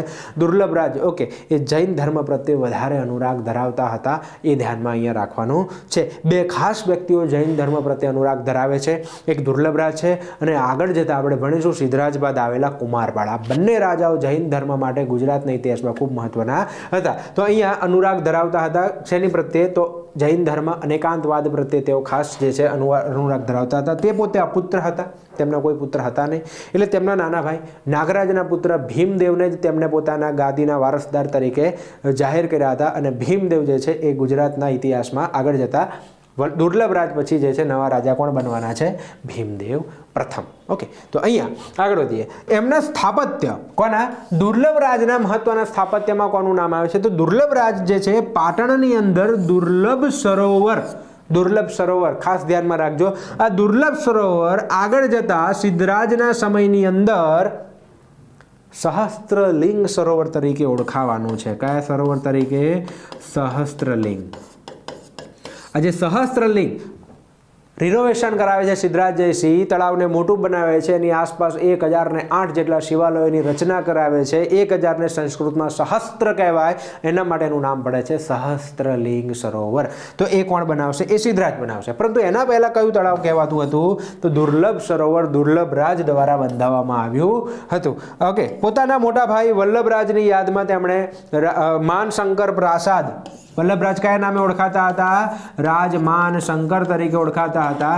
તો એમના નામે માનશંકર પ્રાસાદની રચના પણ કરાવે છે દુર્લભરાજ. બીજું, ઘટિકા ગૃહ, ગજશાળા, ઓકે, જેને હસ્તીશાળા પણ કહેવાય છે, મતલબ હાથીઓની શાળા, ગજશાળા, દાનશાળા, 7 માળનું ધવલ ગૃહની રચના પણ તેઓ કરાવે છે. તો આ કેટલાક તેમના જે છે એ સ્થાપત્ય છે. સ્થાપત્યમાં ખાસ એક આપણે દુર્લભ સરોવર યાદ રાખવાનું છે અને એક આપણે યાદ રાખવાનું છે આ ગજશાળા, દાનશાળા અને 7 માળનું ધવલ ગૃહ. કોના સમયમાં? દુર્લભ રાજના સમયમાં. ઠીક છે, તો તમને યાદ રહેતું હશે. મેં કીધું એમ કે આપણે બે ભાગમાં એને યાદ રાખીએ તો સરળતાથી યાદ રહે. એક એમની કેટલીક પર્સનલ લાઈફના મુદ્દાઓ અને એક એમના સ્થાપત્યના અથવા કલા અથવા તો સાહિત્યના કેટલાક મહત્વના મુદ્દાઓ. તો આ આપણે વાત કરી છે દુર્લભ રાજની. દુર્લભ રાજ બાદ હવે આપણે એક બીજા મહત્વના, આ ખૂબ મહત્વનો રાજા છે. ઓકે, એક મહત્વનો રાજા આપણે ભણીએ મૂળરાજ. મૂળરાજ બાદ હવે પરીક્ષામાં જેમાંથી વધારે પ્રશ્નો આવે છે એ આપણે ભણીએ છીએ ભીમદેવ. બાકીના જે ભણે એને આપણે ખાલી સરળતાથી યાદ રાખવા માટે આપણે ભણવું જરૂરી છે, કદાચ ઇન કેસ પ્રશ્ન આવી જાય. ઠીક છે, બાકી સૌથી પહેલાં મૂળરાજ એક ઇમ્પોર્ટન્ટ રાજા ભણ્યા. એક આપણે હવે ભણીએ છીએ ભીમદેવ. તો ભીમદેવ ખૂબ જ મહત્વના રાજા છે અને ખાસ ધ્યાનથી આપણે ભણીશું. તો નેક્સ્ટ રાજા કોણ બને છે? ભીમદેવ સોલંકી. ભીમદેવ પ્રથમ તરીકે તેઓ ઓળખાય છે. ઈસવીસન 1022 થી 1064ની આસપાસનો તેમનો સમયગાળો હતો અને ખૂબ જ મહત્વનો સમયગાળો ગુજરાતના ઇતિહાસમાં તેમનો હતો. કારણ એવી કેટલીક ઘટનાઓ થાય છે જેના કારણે તેઓ પ્રખ્યાત હતા. બીજી વસ્તુ, એમના સમયમાં એવું કેટલુંક સ્થાપત્યની રચના થાય છે કે એના કારણે આ સમયગાળો ખૂબ મહત્વનો ગણવામાં આવે છે. ઓકે, તો ભીમદેવના સમયગાળામાં એમની લાઈફથી વધારે મહત્વનું છે એમના સમયગાળાનું સ્થાપત્ય. પરીક્ષામાં વારંવાર પૂછાય છે, તો સ્થાપત્યને ખાસ ધ્યાનમાં રાખીશું. પણ એના પહેલાં કેટલાક મુદ્દાઓ લઈ લઈએ. અહીંયા ભીમદેવ પ્રથમ સારા ધનુર્વિદ્યામાં નિપુણ હતા. ધનુર્વિદ્યામાં નિપુણ હોવાના કારણે તેમનું ઉપનામ શું કહેવામાં આવે છે? ભીમા બાણાવાળી તરીકે. કયા રાજા ઓળખાય છે ગુજરાતના? તો ભીમદેવ પ્રથમ. ધ્યાન રાખજો, પ્રથમ, બીજો નહીં. ભીમદેવ પ્રથમ ભીમા બાણાવાળી તરીકે ઓળખાય છે. અને ભીમદેવ બીજો જે આપણે આગળ ભણવાનો છે એ ભીમદેવ બીજો જે છે એ ભોળા ભીમા તરીકે ઓળખાય છે. કયા નામે ઓળખાય છે? ભોળા ભીમા તરીકે ઓળખાય છે. એ ખાસ ધ્યાનમાં રાખીશું. ભીમદેવ પ્રથમની 2 મુખ્ય રાણીઓ હતી. ઓકે, એક છે રાણી ઉદયમતી, આપણે આગળ હમણાં પણ વાત કરી હતી. એક છે રાણી ઉદયમતી. ઓકે, રાણી ઉદયમતી કોણ હતા? સોરઠના રાજા રાખેંગાર પ્રથમના તેઓ પુત્રી હતા અને તેમનો આગળ જતા એક પુત્ર થાય છે જેમનું નામ છે કર્ણદેવ સોલંકી. આગળ જતા ગુજરાતમાં નવા રાજા બનવાના છે કર્ણદેવ સોલંકી. બીજા છે રાણી બકુલા દેવી. બીજા કયા નામે ઓળખાય છે? ચૌલા દેવી તરીકે પણ તેઓ ઓળખાય છે. કે આ પ્રખ્યાત રાણીઓ છે. પ્રશ્ન પૂછાય છે એટલા માટે આ ભણવું જરૂરી છે. દક્ષિણથી આવેલા સોમનાથ મંદિરના સુંદર નૃત્યાંગના હતા. ભીમદેવે તેમની સાથે વિવાહ કર્યા હતા અને તેમનો પુત્ર થાય છે ક્ષેમરાજ. આ 2 પ્રખ્યાત રાણીઓ છે. આમ જોવા જઈએ તો ભીમદેવના 3 પુત્ર હતા. એક હતા કર્ણદેવ, એક હતા ક્ષેમરાજ અને એક મૂળરાજ કરીને પણ એક પુત્ર હતા જેમનું અવસાન થઈ જાય છે. મૂળરાજ જે છે એમનું અવસાન થઈ જાય છે બહુ નાની ઉંમરમાં. તો આ રીતે 3 પુત્ર હતા. પણ આપણા માટે જરૂરી છે કર્ણદેવ અને એક ક્ષેમરાજ. ઠીક છે, તો આ 2 મહત્વના રાણી અને 2 મહત્વના તેમના આ પુત્ર છે. ભીમદેવ પ્રથમની પર્સનલ લાઈફના કેટલાક મુદ્દાઓ જોયા. એના સિવાય ભીમદેવ પ્રથમના બીજા કયા મુદ્દાઓ છે? તો ખૂબ જ મહત્વનો મુદ્દો એ આવે છે હવે કે ભીમદેવના સમયગાળાના જે યુદ્ધ હતા એ યુદ્ધની અંદર એક ખૂંખાર વ્યક્તિનો હુમલો ગુજરાતમાં થાય છે. ધાર્મિક કટ્ટર એવા ગઝનીનો હુમલો થાય છે. તો ભીમદેવ પ્રથમના યુદ્ધની અંદર સૌ પ્રથમ આપણે આ ગઝનીના હુમલાને ભણીએ છીએ. આજથી લગભગ 1000 વર્ષ પહેલાંની વાત છે. 1025 ઈસવીસન 1025ની અંદર એમ કહેવાય છે કે હાલના અફઘાનિસ્તાનની આસપાસના વિસ્તારમાં ગઝની નામનું રાજ્ય, એ ગઝનીમાંથી મોહમ્મદ ગઝની જે છે એ ખૂબ મોટી સેના, એમ કહેવાય છે કે 30,000 જેટલા અશ્વ અને 84,000 જેટલી થલ સેના. ઓકે, તો અહીંયા જો તમે 30,000 જેટલા અશ્વ અને 84,000 જેટલીની અન્ય સેના સાથે ગુજરાત ઉપર હુમલો કરે છે અને ગુજરાત ઉપર 1025ની અંદર એમ કહેવામાં આવે છે કે તેઓ ગુજરાતમાં પહોંચે છે એન્ડમાં, અને જાન્યુઆરી મહિનામાં જે છે એ ગુજરાતની અંદર 1026 ઈસવીસન 1026ના જાન્યુઆરીમાં ગુજરાત ઉપર તેનો હુમલો જે છે થાય છે. તો અહીંયા ગઝનીનો હુમલો કયા રાજાના સમયગાળા દરમિયાન થયો તો એવું પૂછાય છે, તો ભીમદેવ પ્રથમના સમયગાળા દરમિયાન થયો હતો. તો આ ગઝનીનો હુમલો થાય છે 1025માં. ગઝની અફઘાનિસ્તાનના સુલતાન મહેમૂદ ગઝની 30,000 અશ્વ 84,000 સેના સાથે ગુજરાત ઉપર આક્રમણ કરે છે અને એ વખતે જે છે ભીમદેવ પ્રથમ જે છે એ કચ્છના કંથકોટના કિલ્લામાં આશ્રય લે છે. આવું પરીક્ષામાં પૂછાય છે કે ભીમદેવ ક્યાં સંતાયા હતા, તો કચ્છના કંથકોટના કિલ્લામાં તેઓએ આશ્રય લીધો હતો. બીજો મુદ્દો મોઢેરાની અંદર. ઓકે, જ્યારે તમે આ ધ્યાનથી ગુજરાતને જુઓ તો તમને ધ્યાનમાં આવશે આ રીતે કે આ રીતે જ્યારે તેઓ આવે છે ત્યારે સૌથી પહેલાં અહીં આગળ આ મોઢેરાની અંદર તેઓનો હુમલો થાય છે. મોઢેરામાં એમ કહેવાય છે કે ચોલા દેવી જે છે 20,000 જેટલા સૈનિકો સાથે જે છે એ યુદ્ધ લડે છે અને જે છે બધા જ જે છે એ શહીદ થઈ જાય છે. તો આ મોઢેરાની અંદર જે છે યુદ્ધ થાય છે. આગળ જતાં 6 જાન્યુઆરી 1026ના રોજ સોમનાથ પહોંચી જાય છે. વઢવાણના રસ્તે તેઓ સોમનાથ પહોંચે છે અને આ 7 જાન્યુઆરીના રોજ એમ કહેવાય છે કે સોમનાથ મંદિર ઉપર જે છે એ આ ગઝનીએ ખતરનાક હુમલો કર્યો અને એની અંદર 50,000 જેટલા સૈનિકો અને લોકો એમ કહેવાય છે કે મૃત્યુ પામે છે. સોમનાથ દાદાની રક્ષા કરતા આ બધા સૈનિકો જે છે અહીંયા મૃત્યુ પામે છે. સામાન્ય લોકો પણ એમ કહેવાય કે અહીંયા ઘણા બધા મૃત્યુ પામે છે. અંતમાં ગઝનીએ સોમનાથના મંદિરને નુકસાન પહોંચાડ્યું, આગ લગાડી, લૂંટી લીધું અને શિવલિંગને પણ નુકસાન પહોંચાડ્યું અને શિવલિંગના ટુકડાઓ પણ પોતાની સાથે લેતો ગયો. અને એમ કહેવાય છે કે તેઓ સોમનાથ મંદિરના જે દરવાજાઓ હતા એ દરવાજાઓને પણ પોતાની સાથે અઢળક ધન સંપત્તિ જે મંદિરમાં રાખવામાં આવી હતી બધી જ તે જે છે લૂંટીને જે છે ગુજરાતમાંથી જાય છે. આગળ જતા ઓકે, લૂંટે છે, બાળે છે, શિવલિંગને ખંડિત કરે છે. ઓકે, આ દેખાય છે તમને મોહમ્મદ ગઝની. ઓકે, આ મોહમ્મદ ગઝની જે છે એ ગુજરાત ઉપર આક્રમણ કરે છે. સોમનાથ મંદિરનો જૂનો ફોટો પણ બતાવ્યો છે. ઓકે, આ એ વખતનો નથી, આ ફોટો હમણાંનો, મતલબ કે નવું મંદિર બન્યું એના પહેલાંનો ફોટો છે. તો એ પણ અહીંયા આ રીતે અહીંયા બતાવવામાં આવે છે કે મંદિર કઈ રીતે વારંવાર અહીંયા તો હુમલા થાય છે. ખાલી ગઝનીએ કે નથી કર્યો, પણ આનો હુમલો ઇતિહાસમાં સૌથી ખતરનાક માનવામાં આવે છે. આગળ જતાં અલાઉદ્દીન ખિલજીને ઘણા બધા લોકો જે ઝફર ખાન ને લોકો જે છે આની ઉપર હુમલા કરશે મંદિરને તોડવા માટે. ઓકે, કારણ કે સોમનાથનું મંદિર વન ટાઈપ ઓફ સિમ્બોલ હતો. ઓકે, એક એવો ધાર્મિક સિમ્બોલ હતો કે દેશ વિદેશમાં મંદિરની પ્રખ્યાતિના એમ કહેવાય કે ઉદાહરણો આપવામાં આવતા. ઓકે, જે વેપારીઓ દેશ વિદેશમાં વેપાર કરવા જતા એમ કહેતા કે આ જગ્યાએ તો આવું સરસ મજાનું મંદિર છે. ઓકે, તો અહીંયા ધાર્મિક કટ્ટરતાના કારણે જેમ કહેવામાં આવે છે કે મંદિરને નુકસાન પહોંચાડે, ધાર્મિક ભાવનાને નુકસાન પહોંચાડવા માટે અહીંયા હુમલો કરવામાં આવે છે. અને અત્યારે તો ઘણી બધી થિયરી છે કે મંદિર ઉપર આ કારણોસર નુકસાન થયું, આ કારણોસર હુમલો કર્યો, આ કારણ પણ જે પણ હોય, પણ અહીંયા મેઇન આ કારણસર જે છે એક હુમલો આપણે અહીંયા આગળ પરીક્ષાની દૃષ્ટિએ આપણે આને સમજીશું. અને આ રીતે સોમનાથ મંદિરને નુકસાન પહોંચે છે. આ ગઝની જે છે એ પોતાની સેના સાથે પરત ફરે છે. ઓકે, પરંતુ પરત ફરતા સમયે ગઝનીને કદાચ એવું ધ્યાનમાં આવ્યું એમ કહેવાય છે કે ભીમદેવ કેટલાક રાજાઓની સાથે સેના ભેગી કરીને યુદ્ધ કરવાની તૈયારી કરે છે. આ કેટલાક ઇતિહાસકારો માને છે, કેટલાક નથી માનતા, પણ કહેવાય એમ છે કે ભીમદેવ યુદ્ધની તૈયારી કરતા હતા એટલે ગઝનીએ પોતાનો રસ્તો બદલી નાખ્યો અને ગઝનીએ પોતાનો રસ્તો બદલીને કચ્છના રણથી તેઓ પરત ફરે છે. હવે કચ્છનું રણ અને રાજસ્થાનના રણથી તેને રિટર્ન જવામાં ખૂબ વધારે તકલીફ પડે છે, બહુ તકલીફ. ઘણા બધા સૈનિકો, લોકો ભૂખ તરસ મૃત્યુ પામે છે અને એમાં રસ્તામાં તેમને હિન્દુ, માંડલિક અને જાટ જેવી જાતિઓનો સામનો કરવો પડે છે અને ગઝની જે છે એ ખૂબ હેરાન થતા ગઝની પાછો પહોંચે છે. ઓકે, પણ પહોંચી જાય છે. ઓકે, પણ ગઝની જે છે અહીંયા આગળ ખૂબ હેરાન થાય છે. છેલ્લે જતાં એમને કહેવાય કે ઘણા બધા લોકોનો સામનો કરવો પડે છે, કુદરતી આફતોનો સામનો કરવો પડે છે. ઓકે, હવે તમે ડિટેલમાં વાંચો તો બધી જાણકારી છે. ઓકે, આ બધું પરીક્ષાની દ્રષ્ટિએ આપણે ભણવું જરૂરી નથી, પણ અહીંયા આ હિન્દુ, માંડલિક અને જાટ જેવા લોકોનો સામનો જે છે ગઝનીએ કરવો પડ્યો હતો અને લાસ્ટમાં તેઓ ત્યાં પહોંચી જાય છે. અને આ રીતે ગુજરાતના ઇતિહાસમાં એક બહુ જ ખતરનાક એવો હુમલો જે છે એ ગઝની દ્વારા કરવામાં આવ્યો હતો ભીમદેવ પ્રથમના સમયગાળા દરમિયાન. ગઝનીના દરબારમાં પર્શિયન પ્રવાસી પણ હતા જેમનું નામ હતું અલબરૂની. ખૂબ ઇમ્પોર્ટન્ટ છે પરીક્ષાની દ્રષ્ટિએ. આ પર્શિયન પ્રવાસી જે છે એ અલબરૂની ગઝનીના દરબાર ગઝની સાથે જે છે આ હુમલામાં હતા અને એમણે એક પુસ્તક લખ્યું હતું જેનું નામ છે કિતાબ ઉલ હિન્દ. શું નામ છે? કિતાબ ઉલ હિન્દ અથવા તો તહકીક એ હિન્દ. તો આ કિતાબ ઉલ હિન્દ અથવા તહકીક એ હિન્દની અંદર આ હુમલાનું તેણે વર્ણન કરેલું છે. કોને વર્ણન કરેલું છે? આ અલબરૂનીએ જે છે આ હુમલાની અંદર વર્ણન કર્યું છે આ હુમલાનું આ કિતાબ ઉલ હિન્દ અથવા તો તહકીક એ હિન્દ નામની પુસ્તકની અંદર.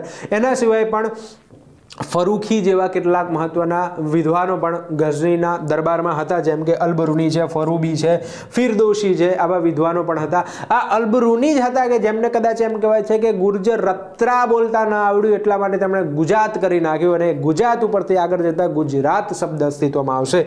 અલબરૂની ગુજરાતને ગુજરાત કહીને સંબોધે છે, ધ્યાનમાં રાખીશું આપણે. ઠીક છે. તો આ રીતે આ ગઝનીનો એક પ્રખ્યાત હુમલો ભીમદેવ પ્રથમના સમયગાળામાં, અને એમ કહેવાય છે કે સોમનાથ મંદિરને ખૂબ મોટું નુકસાન પહોંચાડે છે. હવે સોમનાથ મંદિર ઉપર પણ તમને એક હોમવર્કમાં આપું છું. સોમનાથ મંદિરની ફૂલ ડિટેલ તૈયાર કરવાની છે કે મંદિર સૌથી પહેલાં તો એમ કહેવામાં આવે છે કે સોમ દ્વારા મતલબ કે ચંદ્ર દ્વારા કયા કાળમાં બંધાવે છે? સતયુગમાં. સતયુગ પછી દ્વાપર યુગમાં, પછી શું કહેવામાં આવે છે? સતયુગ છે. કયા કયા યુગ આવે છે? 4 યુગ છે. 4 યુગના અલગ અલગ સમયગાળા દરમિયાન બને છે. સૌથી પહેલાં ચંદ્ર દ્વારા, પછી એમ કહેવામાં આવે છે કે રાવણ દ્વારા બનાવવામાં આવે છે. ઓકે, ત્યાર પછી કૃષ્ણ દ્વારા બનાવવામાં આવે છે લાકડાનું. ત્યાર પછી ગુજરાતની અંદર ઓકે નાગભટ્ટ બીજા નામના એક રાજા હતા. નાગભટ્ટ બીજા, ગુર્જર પ્રતિહાર રાજા નાગભટ્ટ બીજાએ બનાવ્યું હતું પથ્થરનું. અને ત્યારબાદ આ ભીમદેવ પ્રથમે પણ આગળ જતા ભીમદેવ પ્રથમ અને માળવાના પરમાર રાજા કહેવામાં આવતા રાજા ભોજ દ્વારા પણ તેનું બંધાવવામાં આવે છે, કામકાજ કરવામાં આવે છે મંદિરનું. આગળ જતા મંદિર ઉપર ફરીથી હુમલા થાય છે, મંદિરને નુકસાન પહોંચે છે. સરદાર વલ્લભભાઈ પટેલે મંદિર બનાવવાનું સ્વપ્ન જોયું અને ભારતની આઝાદી પછી આ અત્યારનું તમે મંદિર જોવો છો એ પ્રખ્યાત મંદિર જે છે બને છે. અને એના વિશે તમારે ફૂલ ડિટેલ, ઓકે ટોટલ ડિટેલ લેવાની છે. ક્યારે ક્યારે હુમલા થયા, કોના દ્વારા હુમલા કરવામાં આવ્યા, કોના દ્વારા મંદિર બનાવવામાં આવ્યું, કઈ શૈલીમાં બનાવવામાં આવ્યું, કોને એનું ઉદ્ઘાટન કર્યું છે, હાલમાં સોમનાથ મંદિર ટ્રસ્ટના પ્રમુખ કોણ છે, એ તૈયારી પણ હોવી જોઈએ. કેમ? પ્રશ્ન ગયા વર્ષે પૂછાયો. મોદી સાહેબ જ્યારે પ્રમુખ બન્યા હતા સોમનાથ મંદિર ટ્રસ્ટના, ત્યારે પ્રશ્ન ફરીથી આવ્યો હતો. તો કરંટમાં હંમેશા ન્યૂઝમાં રહેતું જ હોય છે. ગુજરાતના ઇતિહાસમાં, ગુજરાતના સાંસ્કૃતિક વારસામાં કેટલાક ઇમ્પોર્ટન્ટ એવા ટોપિક છે જેની તૈયારી તમારે વારંવાર કરવી પડશે. એટલી કરવી પડશે કે એમાંથી પરીક્ષામાં પ્રશ્નો વારંવાર પૂછાય છે. જેમ કે વાવ, ગુજરાતની વાવ વારંવાર પૂછાય છે. કયા જિલ્લામાં વાવ આવી, કઈ શૈલીમાં વાવ બનેલી છે? કારણ કે વાવ ભારતની અંદર ગુજરાત, રાજસ્થાન 2 જ રાજ્યમાં જોવા મળે છે એવી વાવ છે. તો આ વાવ ગુજરાતના ઇતિહાસમાં એક ખૂબ મહત્વનું સ્થાન ધરાવે છે, ગુજરાતના વારસામાં ખૂબ મહત્વનું સ્થાન ધરાવે છે, એટલે એમાંથી પ્રશ્ન પૂછાય છે. પાટણના પટોળા બીજે ક્યાંય નથી, ગુજરાતમાં ખૂબ મહત્વનું સ્થાન ધરાવે છે. બીજું ભવાઈ, ઓકે તો ભવાઈ ગુજરાતના ઇતિહાસમાં આગવું સ્થાન ધરાવે છે, વારસામાં આગવું સ્થાન ધરાવે છે. ભવાઈમાંથી પ્રશ્ન પૂછાય તમને. બીજું ગુજરાતના પ્રખ્યાત કેટલાક મંદિરો, જેમ કે એક આ સોમનાથનું મંદિર, મોઢેરાનું સૂર્ય મંદિર, એના સિવાય પણ જે મહત્વના મંદિરો છે એમાંથી પણ તમને વારંવાર પ્રશ્નો આવશે. કઈ નદીના કિનારે બનેલું છે, કઈ શૈલીમાં બનેલું છે, કયા રાજ્યમાં આવેલું છે, કયા જિલ્લામાં આવેલું છે? તો આવા પ્રશ્નો વારંવાર પૂછાય છે. ઠીક છે. તો આની તૈયારી તમારે આ રીતે. અને એક અત્યારે હું તમને બહુ હોટ ટોપિક આપું છું જેની તૈયારી તમારે કરવાની છે, એ છે ગુજરાતની વર્લ્ડ હેરિટેજ સાઇટ. ગુજરાતની કેટલી વર્લ્ડ હેરિટેજ સાઇટ આવેલી છે ટોટલ, એની તૈયારી તમારે કરવાની છે. એ સાઇટને ડિટેલમાં કરવાની છે. ઓકે, સૌથી પહેલાં 2004માં આપણે વાત કરીએ છીએ, ચાંપાનેરને પ્રથમ વર્લ્ડ હેરિટેજ સાઇટ બનાવવામાં આવી હતી ગુજરાતની. 10 વર્ષ પછી 2014ની અંદર રાણીની વાવને બીજી વર્લ્ડ હેરિટેજ સાઇટ બનાવવામાં આવી હતી. 2017ની અંદર અમદાવાદ શહેરને વર્લ્ડ હેરિટેજ સિટી બનાવવામાં આવે છે. અને 2021ની અંદર કોને? 2021ની અંદર ધોળાવીરાને ભારતના ઇતિહાસમાં સિંધુ ખીણની સંસ્કૃતિનું એકમાત્ર સ્થળ એટલે ધોળાવીરાને જે છે વર્લ્ડ હેરિટેજ સાઇટ બનાવવામાં આવે છે 2021ની અંદર. ઓકે, ધોળાવીરા સિવાય મોહેન્જો-દડો પણ વર્લ્ડ હેરિટેજ સાઇટ હતી, ધ્યાનમાં રાખશું, પણ એ ભારતમાં નથી, પાકિસ્તાનમાં છે. બરાબર? તો વર્લ્ડ હેરિટેજ સાઇટ સિંધુ ખીણની 2 છે. કઈ? મોહેન્જો-દડો અને ધોળાવીરા. પણ ભારતની પૂછાય તો સ્પેસિફિકલી ગુજરાતની પૂછાય તો કઈ છે? ધોળાવીરા. તો ખાસ ધ્યાનમાં રાખીશું. આ 2021 ધોળાવીરા વિશે પણ ફૂલ ડિટેલ માહિતી તમારી પાસે હોવી જોઈએ. આ બધા એવા ટોપિક છે જેમાંથી વારંવાર પ્રશ્નો પૂછશે જ ભાઈ. તમારે જોઈ લેજો. વાવનો એક પ્રશ્ન મળશે, યા મંદિરનો એક પ્રશ્ન મળશે, યા એક પ્રાચીન ભારતના ઇતિહાસમાં સુદર્શન તળાવનો, યા અશોકના શિલાલેખનો. આવા પ્રશ્નો વારંવાર પરીક્ષામાં છપાતા હોય છે. તમારે ખાસ ધ્યાનથી જોવું હોય તો જોઈ લેજો. હું તમને આગળ માહિતી આપતો જ રહીશ, બસ તમારે વિડીયોને જોવાનો છે શાંતિથી. ધીમે ધીમે તમને આ બધી જ માહિતી જે છે મળી જશે. થોડી ધીરજ રાખવી પડશે. ઠીક છે? તો આગળ ભણીએ છીએ આપણે. આના પછી આપણે કોને ભણવાના છે? તો ભીમદેવ પ્રથમના જે યુદ્ધ હતા એમાં આપણે એક ગઝનીનો હુમલો જોયો. આના સિવાય જે છે ભીમદેવ પ્રથમના સમયની અંદર આ વ્યક્તિ તમને જે દેખાય છે, આ વ્યક્તિ કોણ છે? આ વ્યક્તિ છે માળવાના પરમાર રાજા કહેવાતા, માળવાના પરમાર રાજા કહેવાતા રાજા ભોજ છે. ઓકે, ખૂબ જ વિદ્વાન રાજા કહેવામાં આવતા. તો એમની સાથે પણ ગુજરાતની ડિસ્પ્યુટ ચાલુ હતી. તો ભીમદેવ પ્રથમ અને માળવાના પરમાર રાજા ભોજ વચ્ચે જે વિગ્રહ થયા હતા અને તેની સ્પર્ધામાં ભીમદેવે ગુજરાતમાં વિદ્યા વિકાસને સારું પ્રોત્સાહન આપ્યું. કારણ કે આ પોતે વિદ્યા વિકાસને ખૂબ સારું પ્રોત્સાહન આપતા હતા. તો સ્પર્ધા તો હોય ને, તો એ સ્પર્ધામાં ખૂબ સારું એવું પ્રોત્સાહન આપે છે. આ ઉપરાંત ગઝનીના હુમલાની અંદર રાજા હુમલો થયો ત્યારબાદ એમ કહેવામાં આવે છે કે ભીમદેવે ત્યાં પથ્થરનું મંદિર બંધાવ્યું અને આગળ જતા રાજા ભોજ અને આગળ જતા કુમારપાળ દ્વારા પણ સોમનાથ મંદિરમાં કેટલાક કાર્ય કરવામાં આવ્યા હતા. તો અહીંયા રાજા ભોજ અને ભીમદેવોએ મળીને એમ કહેવામાં આવે છે કે સોમનાથ મંદિરનું નવું મંદિર બનાવ્યું હતું. પણ એક બાજુ એમ પણ કહેવાય છે કે આ બંને દુશ્મનો પણ હતા, કે દુશ્મનાવટ પણ આ બંનેની ચાલુ છે. પણ અહીંયા સોમનાથ મંદિર, તો આ યુદ્ધની અંદર આપણે આ પણ લઈશું કે આ બંને વચ્ચે પણ વિગ્રહ થયા હતા. નિર્ણય શું આવે એના વિશે આપણે પડવા જેવું નથી, પરંતુ આ વિગ્રહ જે છે આ બંને વચ્ચે પણ થયા હતા. બીજું, આબુના રાજા ધંધુક અથવા તો દંડુ રાજ્ય કહેવામાં આવે છે, એને પણ ભીમદેવે ફરીથી હરાવ્યા. એમ કહેવાય છે કે ભીમદેવે પોતાના મંત્રી વિમળ શાહને ત્યાં મોકલ્યા અને આ વિમળ શાહે આ ધંધુકને હરાવ્યા અને આબુ ફરીથી ગુજરાતે જીતી લીધું. અને આ આબુના દંડનાયક તરીકે ભીમદેવે વિમળ શાહને મૂક્યા હતા અને વિમળ શાહ ત્યાં જઈને ખૂબ જ અદ્ભુત કાર્ય કરવાના છે અને એ અદ્ભુત કાર્ય આપણે આગળ જોઈએ છે. ઓકે, આ વિમળ શાહને યાદ રાખજો, આપણે આગળ ભણીએ છીએ. ખૂબ જ મહત્વનું કાર્ય વિમળ શાહ આગળ જતા કરવાના છે. રાજપૂત રાજાઓના આગેવાન અજમેરના રાજા વિસળદેવે પણ ગુજરાત ઉપર આક્રમણ કર્યું હતું. ભીમદેવ એ યુદ્ધની અંદર હારી જાય છે એમ કહેવાય છે અને ભીમદેવ યુદ્ધમાં હારતા આ વિસળદેવ એક શરત મૂકે છે કે જે જગ્યાએ તમે હાર્યા છો ત્યાં મારા નામે એક શહેર બંધાવું અને હાલમાં એ શહેર એટલે કયું શહેર છે? વિસનગર. તો આ અજમેરના રાજા વિસળદેવે ગુજરાતમાં આવીને ભીમદેવને હરાવ્યા અને ત્યાં ભીમદેવ દ્વારા જે છે વિસનગરની રચના કરવામાં આવી હતી. તો આ એમના મહત્વના યુદ્ધ જે છે એ પણ આપણે ભણ્યા. ઓકે, એક ગઝનીનો હુમલો થાય છે, એક આબુના રાજા સાથે. જો પરીક્ષામાં પ્રશ્ન આવા પૂછે, પરીક્ષામાં શું પૂછાય છે? તમને યુદ્ધ નહીં પૂછે, તમને એમ પૂછશે કે ગુજરાતના કયા રાજા એ માળવાના રાજા ભોજને સમકાલીન રાજા હતા? તો એ સમકાલીન રાજા કયા થયા? ભીમદેવ પ્રથમ થયા. સમજાય છે તમને? તો આ રીતની તૈયારી કરવાની. સમજો અહીંયા આગળ વાંચવું અને પ્રિપરેશન કરવી, આ બંનેમાં તફાવત આ જ છે. વાંચીને લઈએ છીએ આપણે, બધું વાંચી લઈએ, જોઈ લઈએ, ઓકે, પણ અહીંયાને પ્રિપેર કરવું, બધી જ દિશાઓમાં પ્રિપેર કરવું કે કઈ રીતે પરીક્ષામાં પૂછાય, શું થાય, કઈ રીતે થાય, પ્રેક્ટિસ કરવી, પ્રશ્નોના જવાબ વધુને વધુ સોલ્વ કરવા. તો પ્રિપરેશન કરવી અને વાંચવું, આ બંનેમાં ઘણો તફાવત છે. તમે પ્રિપરેશનના યુગમાં છો, તમે કોમ્પિટિશનના યુગમાં છો. ઘણા વિદ્યાર્થીઓ કહેતા હોય સાહેબ તલાટીની પરીક્ષા પાછળ ગઈ, હવે શું થશે? અરે કાંઈ નહીં થાય, શું થશે? સંઘર્ષ જ જીવનનો મહત્વનો પાસું છે ભાઈ, અને સંઘર્ષ તો કરવાનો છે. પરીક્ષા લેવાશે, ક્યાં જશે? પરીક્ષા લેવાશે, બધી પરીક્ષા આવશે, ક્યાંય નહીં જાય, પણ ધીરજ રાખવી પડશે. તમે એ ફિલ્ડમાં આવ્યા છો કે જ્યાં ધીરજ અને કન્સિસ્ટન્સી, ઓકે, આના વગર નહીં થાય. કન્સિસ્ટન્સી જોઈશે, ધીરજ જોઈશે, ઓકે, અને તૈયારી તમારે ચાલુ રહેવી. 6 કલાક વાંચવું, 7 કલાક વાંચવું મોટી બાબત નથી. 6 કલાક 7 કલાક પરીક્ષા આવે ત્યાં સુધી વાંચવું એ મોટી બાબત છે. પરીક્ષા ક્યારે આવશે સાહેબ નથી ખબર, મહિનો, 2 મહિના, 3 મહિના, 4 મહિના આવશે તો ખરી. તો ત્યાં સુધી વાંચવું, કન્ટિન્યુટી, ઓકે, એ પરીક્ષાને ક્રેક કરવાનું સૌથી મોટું માધ્યમ. ઓકે, કન્ટિન્યુટી, ધીરજ જોઈશે. ઓકે, કન્ટિન્યુટી એટલે કન્સિસ્ટન્સી જેને આપણે કહીએ, ધીરજ જોઈશે, વધુમાં વધુ પ્રેક્ટિસ જોઈશે. ઓકે, કારણ કે કોમ્પિટિશનનો માહોલ છે ભાઈ, એને કોમ્પિટિશનના માહોલની અંદર સ્કૂલમાં વાંચતા હતા એ રીતે તૈયારી કરીએ તો નહીં થાય.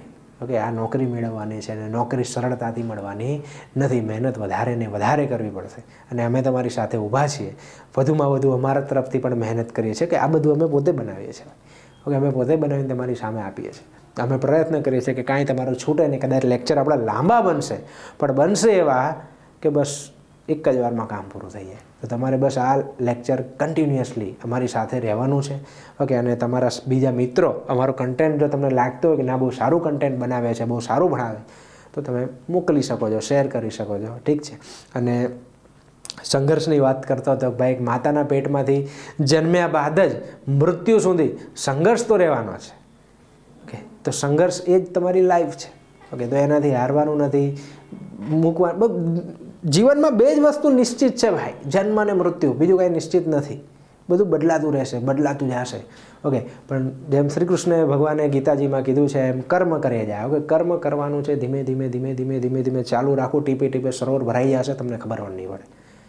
ઓકે, તો ખાસ કરીને જે નવા વિદ્યાર્થીઓ, જે નવા એસ્પિરન્ટ્સ જે છે આ કોમ્પિટિશનના માહોલમાં આવે છે, એ ચારે બાજુથી જોઈ તપાસી સમજીને પછી તૈયારી ચાલુ કરે છે. કારણ કે એક વખત તૈયારી ચાલુ રાખી પછી પૂરેપૂરી પરીક્ષાને એમ એકદમ ફોકસથી લઈને એને ક્રેક કરવાની છે, એનું ધ્યાન રાખીને જ બસ આગળ ચાલવાનું છે.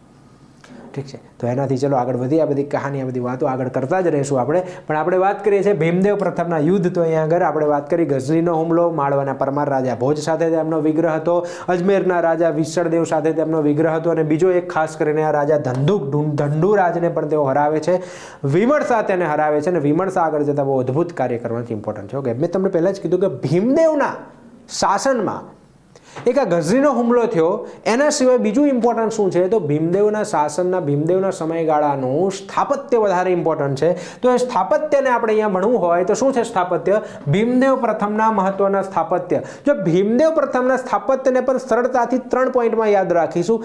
એક મંત્રી વિમળસા દ્વારા બંધાવેલું સ્થાપત્ય, એક ભીમદેવે પોતે બંધાવેલું સ્થાપત્ય, અને એક ભીમદેવના રાણી ઉદયમતીએ બંધાવેલું સ્થાપત્ય. તો સૌથી પહેલા આપણે જોઈએ છીએ કે મંત્રી વિમળસા દ્વારા બંધાવેલું સ્થાપત્ય. શું સ્થાપત્ય છે?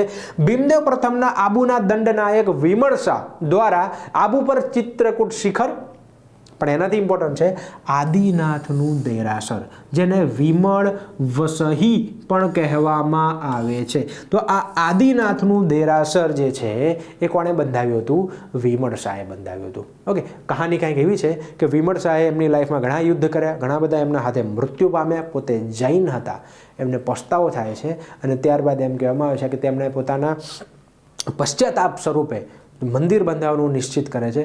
આબુ પર તેમને આ મંદિર બાંધવા માટે જમીન મળતી નહોતી, કારણ કે જમીન કોઈક બીજાની હતી. તો એમ કહેવાય છે કે એ જમીનની અંદર, પૂરેપૂરી જમીનની અંદર તેમણે સુવર્ણ સિક્કાઓ પાંથરી દીધા, અને સુવર્ણ સિક્કાઓ આપીને જમીન ખરીદી, અને ત્યાં લાખો રૂપિયાનો ખર્ચ કરીને એમ કહેવામાં આવે છે કે તેમણે આ મંદિર બંધાવ્યા. ઓકે, એમ કહેવાય છે કે 1300 જેટલા મજૂરો, 1500 જેટલા કડિયાઓએ મળીને એમ કહેવાય છે કે આ મંદિર બંધાવ્યા હતા.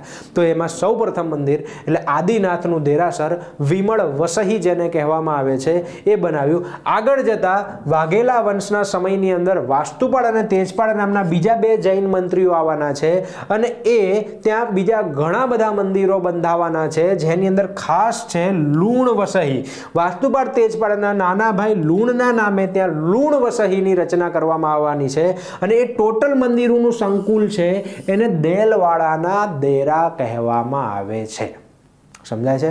પરીક્ષામાં પૂછાય છે કે દેલવાડાના દેરાના મંદિરનું નિર્માણ કોણે કરાવ્યું? ઓપ્શનમાં જો વાસ્તુપાળ તેજપાળ હોય તો સૌથી પહેલાં એ ટીક કરવાના છે. જો વાસ્તુપાળ તેજપાળ નથી તો કોણ હશે? વિમળસા હશે. ઠીક છે, તો આ બંનેને ખાસ ધ્યાનમાં રાખવાનું છે. તો અહીંયા આ દેલવાડાના દેરાના મંદિરોનું આખું સંકુલ છે, એમાં એક પ્રખ્યાત મંદિર જે છે આદિનાથનું, એ વિમળસાએ બંધાવ્યું હતું. ઓકે, તમે અહીંયા જુઓ છો આ આદિનાથના મંદિરનું સ્ટ્રક્ચર છે. જુઓ તમે કેટલું ઝીણું કામ, કેટલું અદ્ભુત કાર્ય જે છે ત્યાં કરવામાં આવ્યું છે. તમને આબુ જવાનો મોકો મળે તો તમે ત્યાં જોઈ શકો છો. ઓકે, અને આ જે બીજી રચના છે, આ બીજી રચના અંબાજી પાસે આવેલા કુંભારિયાના ડેરાના મંદિરની રચના છે. આ મહાવીર ચૈત્ય છે.